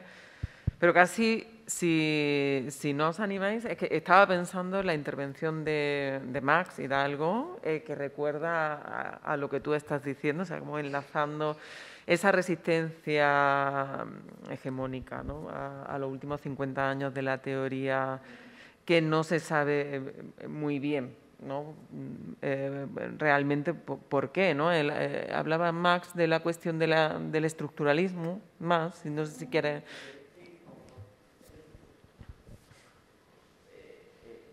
Yo qué sé, como, o la podemos hacer juntos la pregunta, porque yo estaba pensando en lo mismo, si quieres, claro, como te vas complementando. Pero que, como otro invitado, un saludo, Germán, otro invitado de este seminario, Max Hidalgo, un profe en Barcelona también, justo nos habló un poco de lo mismo que has hecho tú, pero del otro lado, en cierto modo, de lo que tú has llamado postestructuralismo. Y, bueno, él hablaba, se centraba en la deconstrucción, pero, bueno, básicamente era un poco la misma idea, ¿no? En cierto modo, ¿no? Como una especie de resistencia y con los mismos diagnósticos, un poco de esa mezcla entre, ¿no? entre lo peor de lo viejo y lo peor de lo nuevo, ¿no? En cierto modo, exacto, ¿no? sí. Y no sé, yo no sé qué pregunta, pero sobre todo me interesaría ver cómo, porque yo también como conozco más la otra parte, he estudiado en Francia más y tal, y entonces conozco más la parte postestructuralista, ¿no? Que llamamos aquí, y eso, y ¿cómo ves tú, si puedes hablar un poquillo más de esa confluencia que has dicho, cómo se produce esa confluencia entre el postestructuralismo y los estudios culturales, que ahí me suena muy americano, o muy anglosajón, estudios culturales, ¿no? Como lo veo un poquillo ahí. Tal, ¿por qué escoges esa perspectiva más que la otra, no sé, como más europea, ¿no? Que viene de toda la teoría crítica, ¿no? Desde Benjamin, ¿no? Como Benjamin hacía estudios culturales, ¿no? Como, ¿no? Estas cosas que vienen más de una tradición más continental, no sé, ¿cómo ves esa confluencia? Gracias. Claro. Pues a ver, varias cosas, como en Francia hay una tradición de estudios culturales propia, que es la que de alguna manera podemos arguir que nace del Roland Barthes y de las mitologías, ¿no? Como Roland Barthes empieza a construir una serie de textos pequeños para un programa de radio en los cuales va analizando momentos clave, digamos, dispositivos clave de la sociedad de masas, ¿no? Que tienen que ver con la publicidad, que tienen que ver pues, con de repente el Citroën, que tiene que ver con la retransmisión del Tour de France y cómo va, digamos, leyendo estos dispositivos, lugares, vamos a llamarlos lugares, mitos, él los llama mitos, de la cultura de masas usando las herramientas de la literatura. Entonces dice, bueno, el Tour de Francia es como una epopeya, ¿no? O la misma, la publicidad del detergente tiene que ver con la profundidad y entonces utiliza herramientas de los estudios visuales, de la perspectiva, para leer anuncios de detergente. Y esto lo que nos da, por un lado, es la conciencia de que efectivamente, que aquellos objetos que en principio no tenían interés, si se analizan correctamente, tienen interés. Dos, que eso que llamamos sociedad de masas es una configuración imaginaria, es un sistema de sueños, de mitos, de códigos. Tres, que detrás de eso hay una ideología que tiene que ver con la burguesía industrial y que tiene que ver con la incorporación de las masas al consumo y cómo negociar con los valores nacionales de la Francia después de la Segunda Guerra Mundial en ese marco, un marco que también es geopolítico. Tiene un ensayo, por ejemplo, dedicado a las guías de viaje francesas sobre España, que es maravilloso, es como en plan, pues eso, la ideología cuantitativa y cómo bajo, digamos, pues el costumbrismo, como a toda una serie de figuras que vendrían propias del costumbrismo del siglo XIX, actualizadas a tenor del turismo de masas, del incipiente turismo de masas, y cómo la guía de España en lo que no menciona en ningún momento es la dictadura, ¿no? Ese es el final de ese texto. Entonces, claro, la semiología en Francia abre todo un espacio que no va a existir, en las facultades de comunicación, los que se dedican a esta línea de estudios culturales son 4 contados y heroicos resistentes. Pero esa es, digamos, la tradición francesa. ¿Qué sucede cuando llegan los años 70? Que hay toda una ruptura dentro de lo que es la filosofía, por un lado, pero también la sociología, pero también la antropología, o sea que esta revolución, que la Revolución Cultural del 68, se va a dar en el interior de cada una de las disciplinas, ¿no?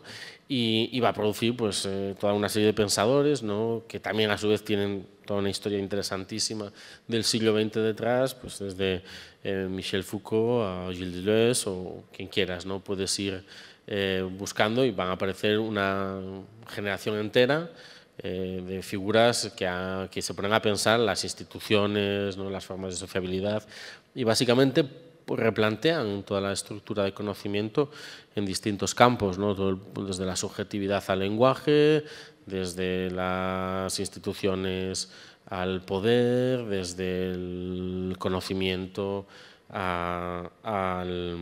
no sé, a la estética, ¿no? Y digamos los planteamientos que esta generación hace, que son planteamientos muy extensos, ¿no? Porque suceden de esa manera porque tienen detrás movimientos sociales emergiendo por todas partes, que esto es uno de los elementos en los que no he podido hacer énfasis.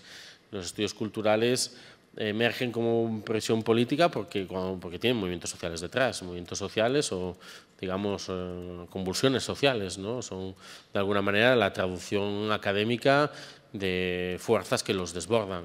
Lo que hace que, en el fondo, si no fuera Foucault, sería otro o sería otra, ¿no? Como que al final las ideas importantes de una época, o sea, lo que llamamos las ideas importantes de una época son la formalización lingüística o conceptual de cosas que están sucediendo por todas partes a la vez, ¿no?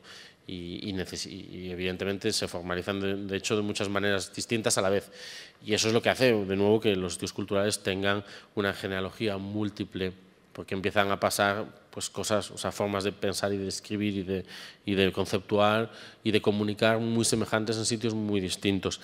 ¿Qué es lo que sucede con los estudios culturales? Tiene que ver con una revolución. Bueno, una revolución a lo mejor ya es demasiado, pero una reforma por lo menos epistemológica en los departamentos de literatura, que en Europa no es tan fuerte como es en Estados Unidos y en América Latina. En realidad la conexión con América Latina también es fundamental, porque o sea, efectivamente en Francia existe una cosa que se llama civilización, que es un poco lo que hubiera sido la prolongación del Centro de Estudios Históricos Español, es decir, tres patas, ¿no? Una pata para la lengua, una pata para la literatura y otra para las mentalidades, ¿no? Para los imaginarios, o sea, para la cultura, ¿no? Y a eso lo llaman los franceses civilización, y en los departamentos de lengua y de literatura eso se sigue dando, pero solamente hace muy poco empieza a ser permeable, porque normalmente son tres nichos estancos que no tienen ningún contacto entre sí. Por la propia estructura docente y las necesidades que tenemos, digamos, de mediación en la academia estadounidense, esa interdisciplinaridad viene de base, porque se deriva de la propia práctica docente, que es un poco la misma experiencia de la escuela de Liverpool, ¿no? Y es verdad que en los últimos 30 años en Estados Unidos se han dado posibilidades de hacer conexiones, mezclas, diálogos en esos departamentos que aquí no han sido posibles, que aquí es un aquí europeo. O sea, a mí me llamó muchísimo la atención estando en Hamburgo, en esa estancia de docente con el DAD, yo estaba enseñando un curso de memoria histórica, memoria histórica en la España contemporánea, y tenía la mitad de los estudiantes eran alemanes, y un poco menos de la mitad, y la otra mitad eran españoles de Erasmus, ¿no? Y claro, la cosa era bastante, y uno de ellos, pues como decía la reflexión, que sería imposible que en su universidad hubiese un curso como ese, ¿no? No solamente por la, digamos, posición política clara, ¿no? De construcción de la violencia dictatorial y su continuidad en la democracia, sino por las herramientas con las que trabajamos, que podían ir desde una serie de fotografías hasta pues, una novela, desde una noticia de prensa hasta un artículo sobre movimientos sociales, ¿no? Y como poner todas esas cosas en movimiento dentro de un mismo espacio docente, dentro de un mismo programa, les resultaba muy insólito. Y la paradoja es que era necesario, y a los alemanes otro tanto, pero por otras razones, ¿no? Era como o sea, ese diálogo era súper interesante. Y era muy paradójico que te tuvieras que traer a un profesor español de Estados Unidos a Alemania para poder enseñar a unos estudiantes españoles de Erasmus, algo que en su país ellos reconocían como no posible, ¿no? Yo estoy seguro de que es posible hacerlo, o sea, tienes que buscar el modo, ¿no? Pero o sea, no creo que haya como una imposibilidad manifiesta, creo que es más bien lo que estamos acostumbrados a ver o no ver en los contextos, ¿no? Lo que el contexto hace visible en general, ¿no? Lo que hace pensable. Creo que muchas veces tiene que ver con eso, y el contexto de aquí tiene muchos ángulos, ¿no? Entonces, ¿qué ha pasado en Estados Unidos? Ha pasado que la teoría crítica, lo que llamamos teoría crítica, ha entrado básicamente con toda esta agenda de filósofos pues estructuralistas que se convierten en la bibliografía secundaria para interpretar textos literarios o problemas arquitectónicos, es decir, en las facultades de arquitectura, en las facultades de música, en las facultades de arte, pues es muy habitual que en los seminarios haya lecturas de este tipo, que son lecturas sobre problemáticas que hacen pensar, ¿no? y entonces forman parte, y bueno, forman parte, digamos, hay una suerte de canon filosófico de ciertas lecturas que todo estudiante de doctorado, por ejemplo, tiene que haber hecho o por lo menos conocido, ¿no? A lo largo de su formación. Ahí el sistema son 2 años y medio de seminarios, ¿no? Y antes de escribir la propuesta de tesis, y lo que es la escritura de la tesis doctoral tiene poco peso relativo, ¿no? En la formación universitaria. Es algo que sucede en 2 o 3 años después de este largo pasaje de formación a través de seminarios y de docencia, ¿no? La formación docente es también muy importante, es un proceso que dura 5 o 6 años normalmente, ¿no? Entonces, en ese proceso, pues claro, has de haber leído algo de Foucault, por supuesto has leído algo de Benjamin, has leído algo de Rancière, has leído algo de Spivak, has leído algo de Butler, has leído algo de, ¿no? Y esa especie de, pues es un poco como una cierta vulgata, ¿no? Has leído, por lo menos puedes hacer que la has leído, ¿no? que para el caso muchas veces es lo mismo. O sea, hay una vulgata que es también, digamos, una muestra de cómo ese sistema, pues, o sea, esa teoría ha entrado y se ha vuelto canónica, con toda la problemática que se puede derivar de un canon, ¿no? Y luego, o sea, es un sistema que también tiene otros problemas, ¿no? O sea, porque también hay un cierto mercado de la novedad teórica, en fin, podemos, digamos, reflexionar sobre lo que ese sistema también, digamos, los vicios de cómo funciona la llamada teoría crítica en el interior de ese sistema. Pero por lo menos lo que está muy claro es que usted no va a poder hacer una tesis interesante en las humanidades si antes nos ha hecho una serie de preguntas teóricas, es decir, sobre su objeto de estudio, sobre qué es lo que usted está estudiando, sobre cómo funciona en la sociedad, ¿no? Sobre cómo funciona históricamente. O sea, hay una serie de problemas conceptuales que tú has tenido que asumir, lo que impide las tesis descriptivas por sí mismas, ¿no? O sea, como por ejemplo, creo que la cuestión sería la demanda de sentido, ¿no? Tú tienes que garantizar el sentido de lo que estás haciendo. O sea, es tan importante la construcción de la tesis como el sentido de la tesis. O sea, como que la tesis por la tesis no vale, el tema por el tema no vale. O sea, frente a la visión, por ejemplo, en la historia literaria, en la historia del arte, de lagunas, ¿no? Que se van cubriendo, ¿no? Como el autor no sé cuántito, falta la edición crítica de la obra. No, bueno, hay que hacer, ¿por qué es relevante eso? A lo mejor no falta, ¿no? A lo mejor sobraría, ¿no? Es decir, como que esa especie de obligación de garantizar el sentido de lo que uno hace, también en un contexto donde estamos obligados a estar siempre hablando con gente que no sabe lo nuestro, eso también es fundamental, ¿no? Básicamente tus interlocutores no tienen ni idea, ya no de tu autor o de tus temas, sino muchas veces ni siquiera de tu país, ¿no? Entonces, como que tienes que hacer relevante tus temas o tus ideas para un público que no conoce, ¿no? O sea, como que hay una comunicación desde lo específico hacia lo general muy bestia, ¿no? Y toda la formación tiene que ver con eso, o sea, como que un estudiante normal de tesis aquí, antes de hacer una tesis, ya ha hecho 4 años de formación específica en la carrera sobre un tema, o sea, literatura o arte o lo que sea, o historia del arte, ya tiene una formación específica y luego a eso le mete otra formación específica en un máster y luego se pone a escribir. Normalmente en Estados Unidos alguien llega al doctorado habiendo hecho 8 asignaturas de su digamos, licenciatura. O sea, tú antes de hacer un doctorado en lengua y literatura española y portuguesa, por ejemplo, o sea, has hecho 8 asignaturas de literatura española, por ejemplo. Y eso, claro, cambia muchísimo, o sea, la propia itinerarios de formación y cambia muchísimo lo que luego se transforma en las prácticas de investigación y docencia profesionales, ¿no? Por favor. Al hilo de lo que estaba comentando Germán, quería preguntarle cómo funciona esa vulgata, ¿no? Porque yo ahora mismo en los actuales grados en España, que como sabéis pues han cambiado bastante las estructuras de las antiguas licenciaturas y se han vuelto un poco más interdisciplinares, ¿no? Y la formación empieza pues con casi volviendo a los planes de estudio franquistas con las básicas, ¿no? Eso que tenían de un año de comunes, ¿no? Y luego ya se especializaban en cada uno en el itinerario que fuera, ¿no? Y ahora mismo una de las demandas que tienen mis estudiantes es que no son capaces de construir marcos, ¿no? Comprensivos, ¿no? Les cuesta muchísimo establecer genealogías, ¿no? Dentro de los saberes, de las disciplinas, y muchas veces se pierden, ¿no? Y entonces es verdad que pueden haber leído un poquito de Benjamin, pueden haber leído un poquito de Foucault, pueden haber leído, si han tenido suerte, que se han encontrado con algún profesor majo, algo de Marx, pero poquito, porque no vaya a ser que nos digan algo.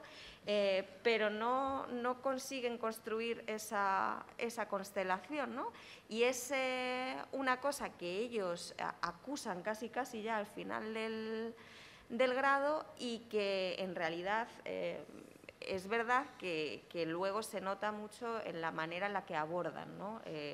Los temas que les interesan, ¿no? Cómo quieren leer los textos, etcétera, etcétera. Entonces, no sé si tu experiencia allí es similar y hay esa demanda de marco, incluso más cuando allí muchas veces las asignaturas de los mayor o de los minor no tienen nada que ver unas con otras, ¿no? Y lo que tú dices, tú llegas a un doctorado habiendo hecho 8 asignaturas de literatura y ya te presentas como un especialista, porque yo me acuerdo en Duc cuando venía un estudiante, no, yo es que soy especialista en fotografía, digo, sí, qué bien, sí hice una asignatura el año pasado, yo, claro, alucinaba, ¿no?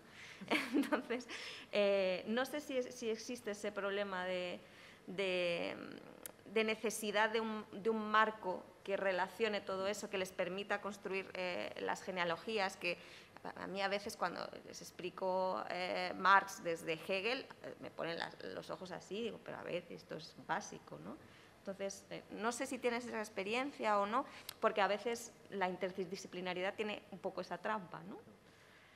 Sí, a ver. Como un poco lo que yo diría que está, o sea, hemos llegado al centro del problema o de la situación. Desde Europa tenemos una visión de la educación que es, por un lado, medieval, que es, ¿no?, como una escala de aprendizaje, donde vamos de lo más sencillo a lo más alto, ¿no? Las personas que hemos pasado por Salamanca, esto nos lo explicaban en el edificio renacentista, hay una escalera, ¿no?, preciosa, llena con un programa alegórico, y te lo cuentan como algo bueno. O sea, la fantasía es que, claro, se puede pasar de no saber nada, o sea, la fantasía es que alguien puede no saber nada, que eso ya es como una gran fantasía. Y la fantasía análoga es que es posible llegar a saberlo todo, ¿no? Y que a través de la universidad, tercera fantasía, se pasa de no saber nada a saberlo todo. O sea, son 3 disparates cruzados, ¿no? Y estos 3 disparates fundan el proyecto pedagógico de la Universidad Europea antes de la Ilustración, y alguien podría decir que después de la Ilustración, ¿no? Y quizás, ¿no?, pues la enciclopedia de alguna manera tiene esa voluntad de saber total, ¿no? Saber total que sabe que no puede saberlo todo, ¿no? Y entonces, ¿qué es lo que pasa en un sistema? Entonces, y ahí aparecen las historias, ¿no? Las historias, la idea de que es posible la historia concebida como un proceso de colmatación total, ¿no? Pues la historia de la nación, que llamamos historias sin apellidos, que es la historia nacional, pues son los hechos que constituyen la nación y se pueden ir añadiendo hechos y un especialista histórico va añadiendo, cubriendo pequeñas lagunas, ¿no? La batalla no sé cuánto durante el reinado de no sé quién, ¿no?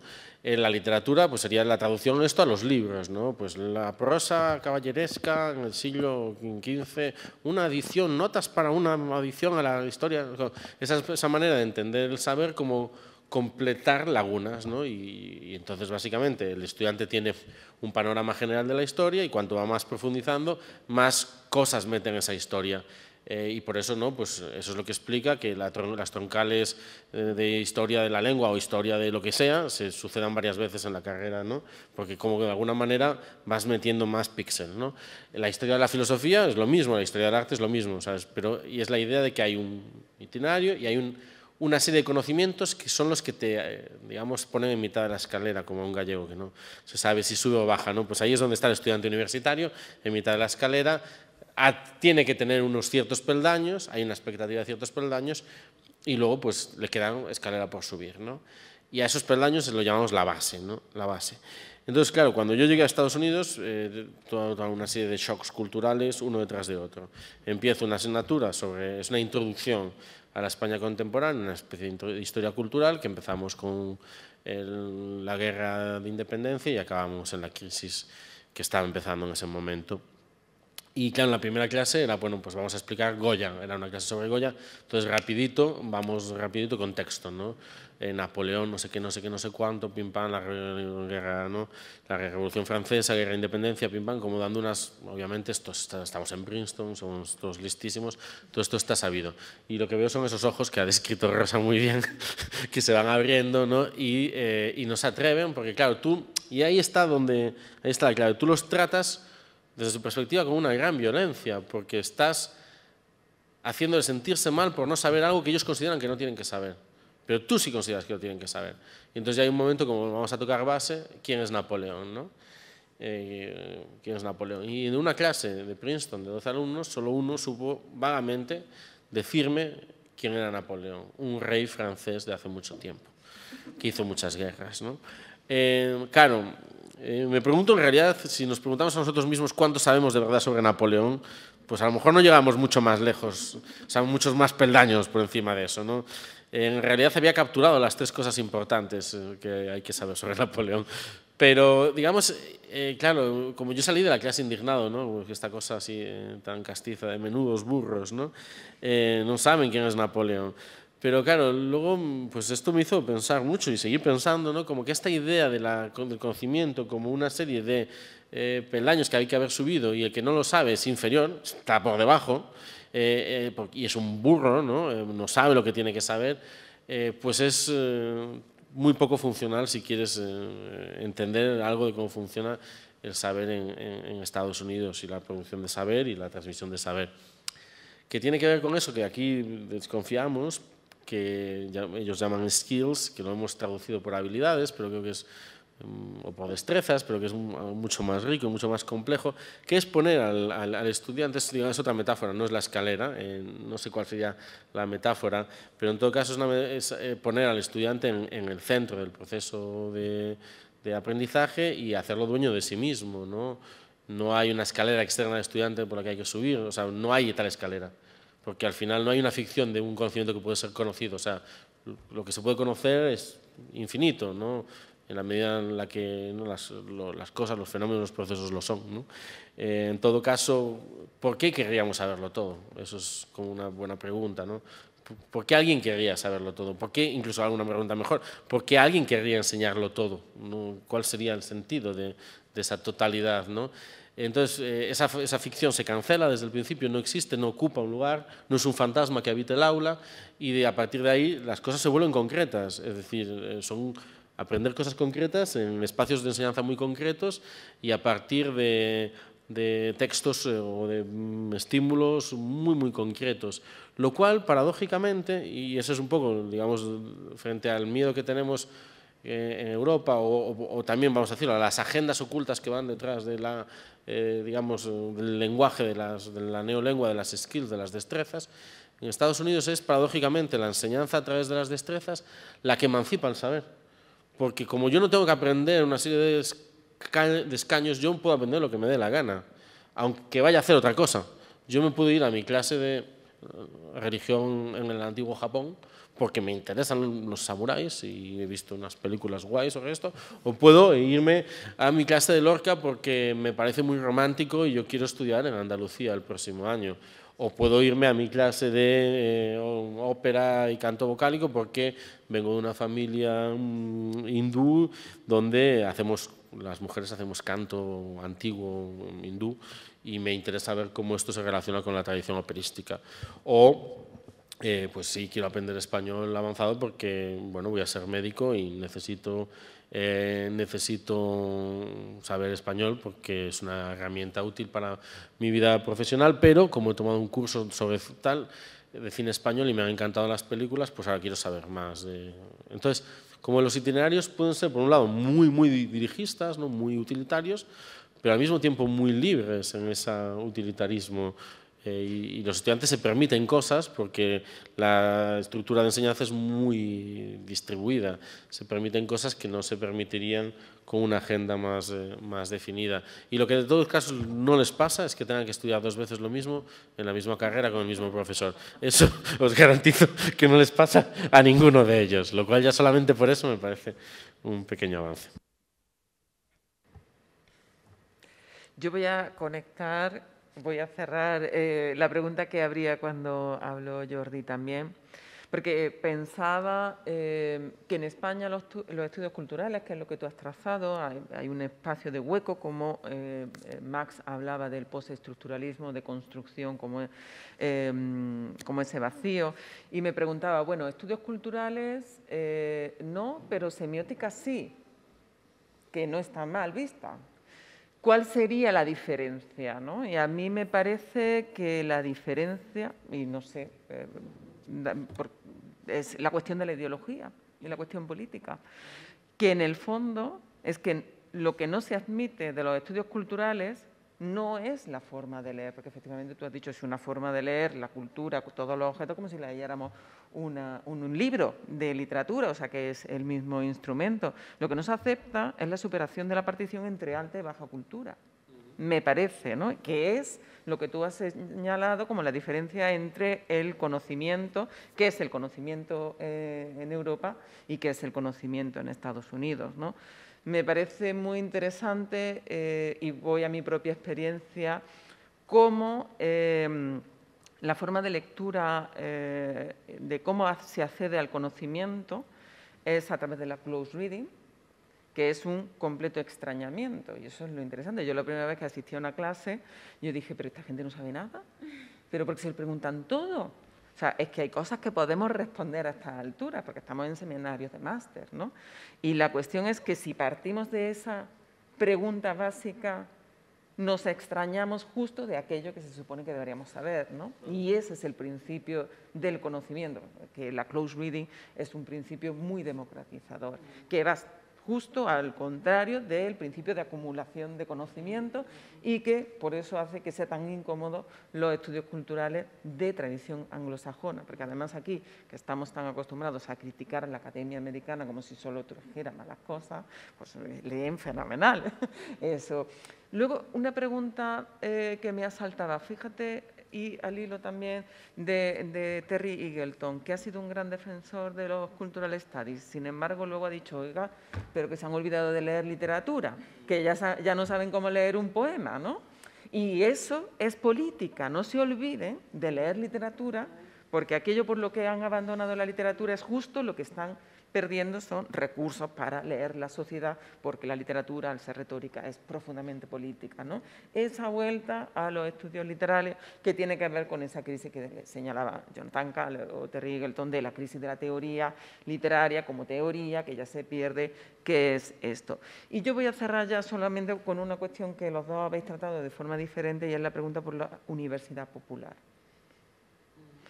En el caso de Rosa, cuando hablabas de la universidad como un lugar para sociabilizar, emancipatorio, ¿no? Y me hacía pensar en esa cuestión y, por supuesto, la universidad a la que llega el proletariado, de la que estaba hablando Germán, que creo, y eso es algo que me encanta de la universidad americana, que son profundamente permeables a la reforma de lo que les están recibiendo, ¿no? ¿Cuáles son sus alumnos? Pues, ¿no? Por ejemplo, la World Literature surge porque tú ya no puedes seguir enseñando Shakespeare a alumnos que te llegan de la India, de Japón, de China, ¿no? Y eso transforma un temario y una perspectiva de la literatura comparada, ¿no? Esa World Literature. Quiero decir, un poco pensando en la diferencia entre lo que señalaba Germán del saber europeo como acumulación y la permeabilidad y un poco la flexibilidad de ese conocimiento. Y una última reflexión, porque ahí también toca al desplazamiento, pues estábamos hablando de estudios culturales, el desplazamiento, por ejemplo, también de Rosa, que se ha formado también en teoría literaria, pero está en un departamento de filosofía y que hacemos cosas muy parecidas, ¿no? En este caso, pues está aquí también Jordi Carmona y está también Carmen del departamento de estética. Y pensaba en la situación en Estados Unidos también de la llegada de los profesores de filosofía a los departamentos de literatura comparada, porque la filosofía continental desaparece de esos departamentos y son asimilados por los departamentos de literatura comparada, que eso también modifica el panorama, pero que a nosotros aquí pues somos un poco los que practicamos esta especie interdisciplinar como especie rara, ¿no? Así, y esa es para terminar, que también siendo hora casi.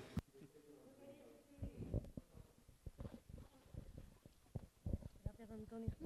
Porque además ha sido gracioso, porque empezamos como diciendo que en base a la edad quiénes eran profesorado y quién era alumnado, luego se habló de Rancière y el maestro ignorante como algo que hay que circular el conocimiento, ¿no? Entre alumnado y profesorado. El debate ha sido de envergadura profesorado y apenas ha habido debate con el alumnado, y a mí me hubiera gustado también conocer sus opiniones, pero bueno, yo no estoy ni dentro ni fuera. Quería daros las gracias, me ha gustado un montón la mesa y además como no soy del campo disciplinar, como que me dan nuevas ideas. No sé si estoy de acuerdo, pero me gusta porque me interroga. Y bueno, con respecto a la escuela de Birmingham, quería decir una cosa, yo soy antropóloga, entonces Raymond Williams se traduce desde los años 70 en español, principalmente en México, el Fondo de Cultura, ¿no? Económica, y a Thomson y Eagleton, sin embargo a Hal Foster menos, ¿no? De hecho, los libros traducidos de Foster son, vamos, de la última década. Y tiene que ver con que, y esto lo conecto con lo que dijo Mas y ahora ha dicho Germán, en España también hay un problema con los estudios sobre la raza, algo que la escuela cultural estadounidense creo que tiene bien afrontada y la escuela de Birmingham a través de Foster también. Y la prueba es que a Foster se le lee menos que a Williams, por ejemplo, en España, pero también que cuando se ha importado, ¿no? Esto que decíamos de el repliegue corporativo del conservadurismo en los departamentos, pero es que incluso cuando importamos otras escuelas como la de Colonial, también en España se ha convertido la teoría de Colonial en algo que no afronta tampoco la raza, ¿no? Y bueno, me parecía importante también señalarlo porque a veces nos quedamos con producir conocimiento, si es corporizado, si tiene posicionalidad, como que ya no es conocimiento, como que, no sé si lo entendió bien, pero me parecía que tanto Germán como Rosa habéis hecho una crítica a esto que yo también creía que ya estaba superado y que no es volver a lo mismo, que es el testigo modesto, el que habla en tercera persona, investiga por investigar, por amor al propio producir conocimiento, como si esa persona no tuviera también un cuerpo, un contexto y una historia, ¿no? Y solo cuando las mujeres, los afrodescendientes, personas negras, migrantes, etcétera, empiezan a hablar, es que entonces hay una posicionalidad y a eso se le da más importancia. Entonces no me ha quedado claro si estabais haciendo una crítica a que ahora es más importante decir cuál es la posición que producir en sí conocimiento, como si fueran dos cosas antagónicas que no se pudieran construir. Entonces solo era eso. Y de todas formas, muchas gracias. Igual me ha gustado.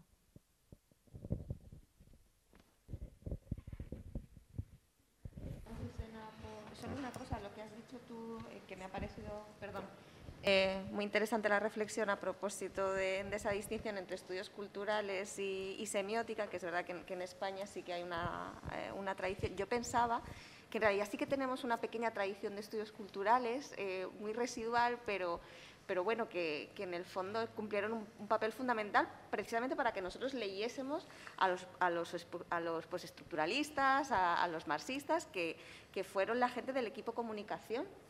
Pues estoy pensando en Carlos Piera, en Simón Marchand-Fiz, en Valeriano Bozal,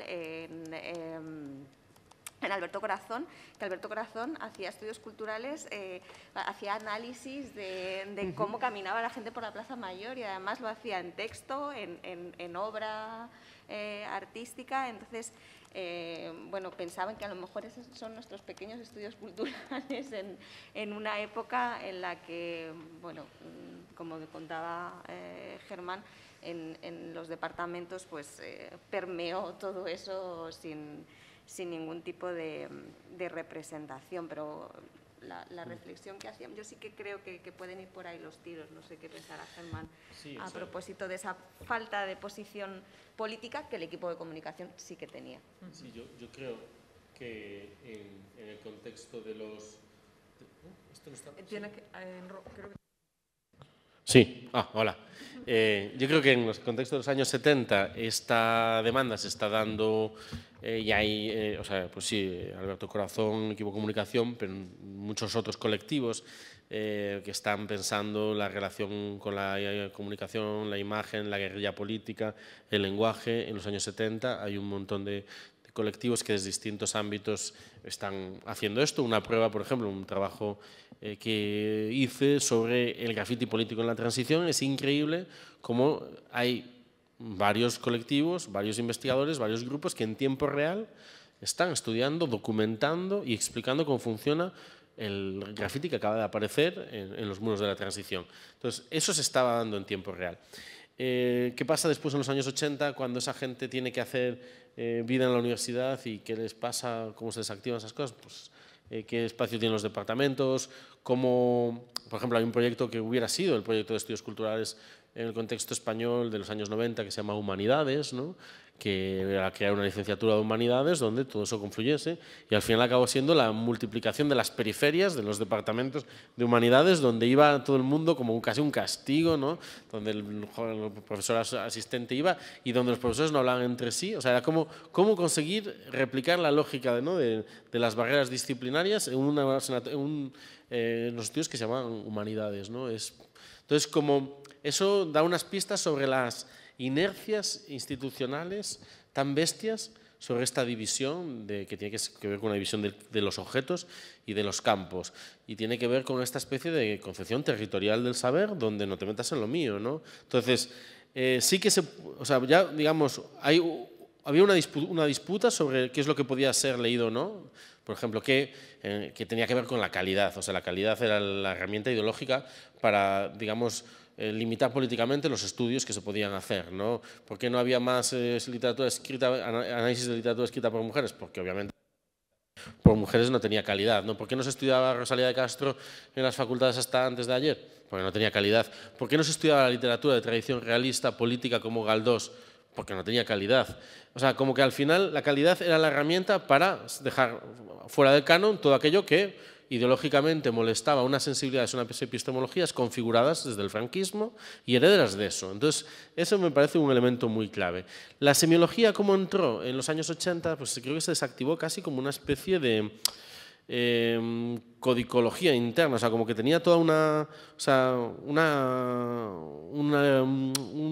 lenguaje y unas maneras de convocarlo complejas. Entonces creo que esa especie de dificultad para poder hablar en semiológico defendía, digamos, de cualquier potencial emancipador que tuviera. Yo creo que una diferencia entre la semiología francesa y los estudios culturales tenía que ver que mientras unos hablaban del signo, los otros hablaban del discurso. Creo que eso lo cambia todo, ¿no? Es el giro discursivo un poco el que permite a los estudios culturales, pues, digamos, expandirse, la variante Ómicron de los estudios culturales es el giro discursivo, y ahí pues entramos en toda la cuestión de los giros y sus límites, que es otro tema. Luego, lo que estabas comentando, ¿no? Pues obviamente no era una crítica al posicionalismo, como si pudiéramos pensar desde un no lugar, ¿no? Como, creo que eso tenía que ver también con la fantasía de la escalera. Si la escalera existe y nosotros solamente la transitamos, no hay un lugar del conocimiento, porque el lugar es el conocimiento, ¿no? Obviamente, en cuanto somos sujetos de conocimiento de los otros y productores del conocimiento, pues hay posicionamiento todo el tiempo, ¿no? Y ahí hay mucho que hablar a propósito de la cuestión postcolonial y de la cuestión racial. Simplemente diré que una de las mutaciones últimas, digamos, o sea, como que hay una tensión muy fuerte que tiene que ver con las políticas de identidad en Estados Unidos, que no es epistemológica, que es religiosa, y solamente puede ser entendida desde una sociedad multisecular. O sea, quiero decir que solamente desde los parámetros de una religión, de una sociedad multisecular, donde hay una comprensión de las religiones y de las creencias de los otros, se puede entender las formas de política cultural que se están dando hoy en día. Esto es un tema para pensarlo lentamente, pero digamos como que en una sociedad católica las identidades funcionan de una manera diferente.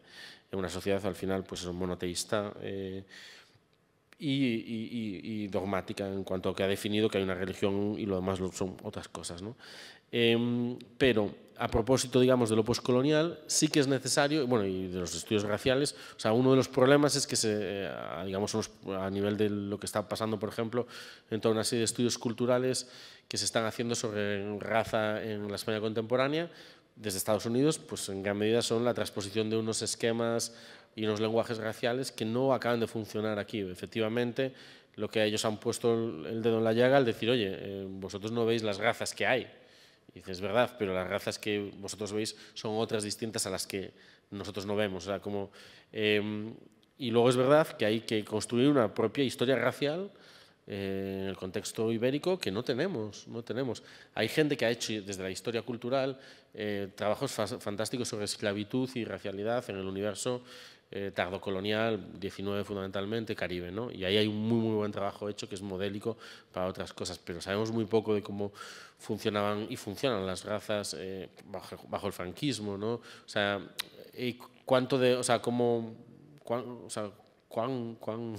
cuán racializados están los andaluces o los gallegos, ¿no? O sea, como que hay muchos temas, y ese tema conecta con el otro, con el de una historia postcolonial española, que está por escribir, se está escribiendo, hay un montón de gente trabajando en esto, pero no solamente de exocolonial, o sea, España colonizadora de otros pueblos, sino de endocolonial, o sea, cómo se construye eso que llamamos España a través de capas de colonialismo interno, entendiendo un hecho que ni siquiera, del que no somos conscientes, que es que España como realidad estatal es una nación intervenida desde hace 220 años, ¿no? Incluso alguien diría, no, 300 y pico, ¿no? O sea, como desde la guerra de secesión, por lo menos, hay, digamos, el Estado español deja de ser un Estado soberano, tal y como lo entendemos, deja de ser un imperio y pasa a ser un Estado intervenido, donde se empiezan a dar lógicas de colonización interna y externa muy complicadas, ¿no? Y a propósito de la guerra civil española, es difícil seguir llamando guerra civil a algo donde hay más tropas coloniales, tropas de invasión, que soldados del ejército republicano, ¿no? Entonces, como que es necesario decolonizar nuestra propia historia moderna, ¿no? O sea, como que hay un montón de trabajo que hacer en ese sentido y que, bueno, pues hay modelos sobre trabajos que se están haciendo en otros lugares que bueno, están a nuestra disposición. Bueno, yo siento tener que ser el que interrumpa la sesión. Muchísimas gracias, Germán, Rosa, Azucena, por estar con nosotros esta tarde. Me gustaría simplemente, como para hacer de puente con la próxima sesión, volver a rescatar el concepto de la calidad, porque precisamente eso atravesado por esta idea de la excelencia, ¿no? Que son conceptos que uno no sabe muy bien qué significan, aunque pueden significar muchas cosas, será, digamos, lo que articule la próxima sesión. Y me acordaba de esta cita simpática de John Cage cuando le preguntaban por qué no daba clases en universidades, que decía, yo prefiero estar lejos de la universidad porque la universidad está demasiado cerca del gobierno, ¿no? Que me parece que es una cuestión a pensar también, ese gobierno con mayúscula, pero también otros gobiernos con minúscula que atraviesan, pues bueno, cómo se conceptualiza ¿no? esa calidad, ¿no? O esta cuestión de la excelencia. Millones de gracias y un aplauso.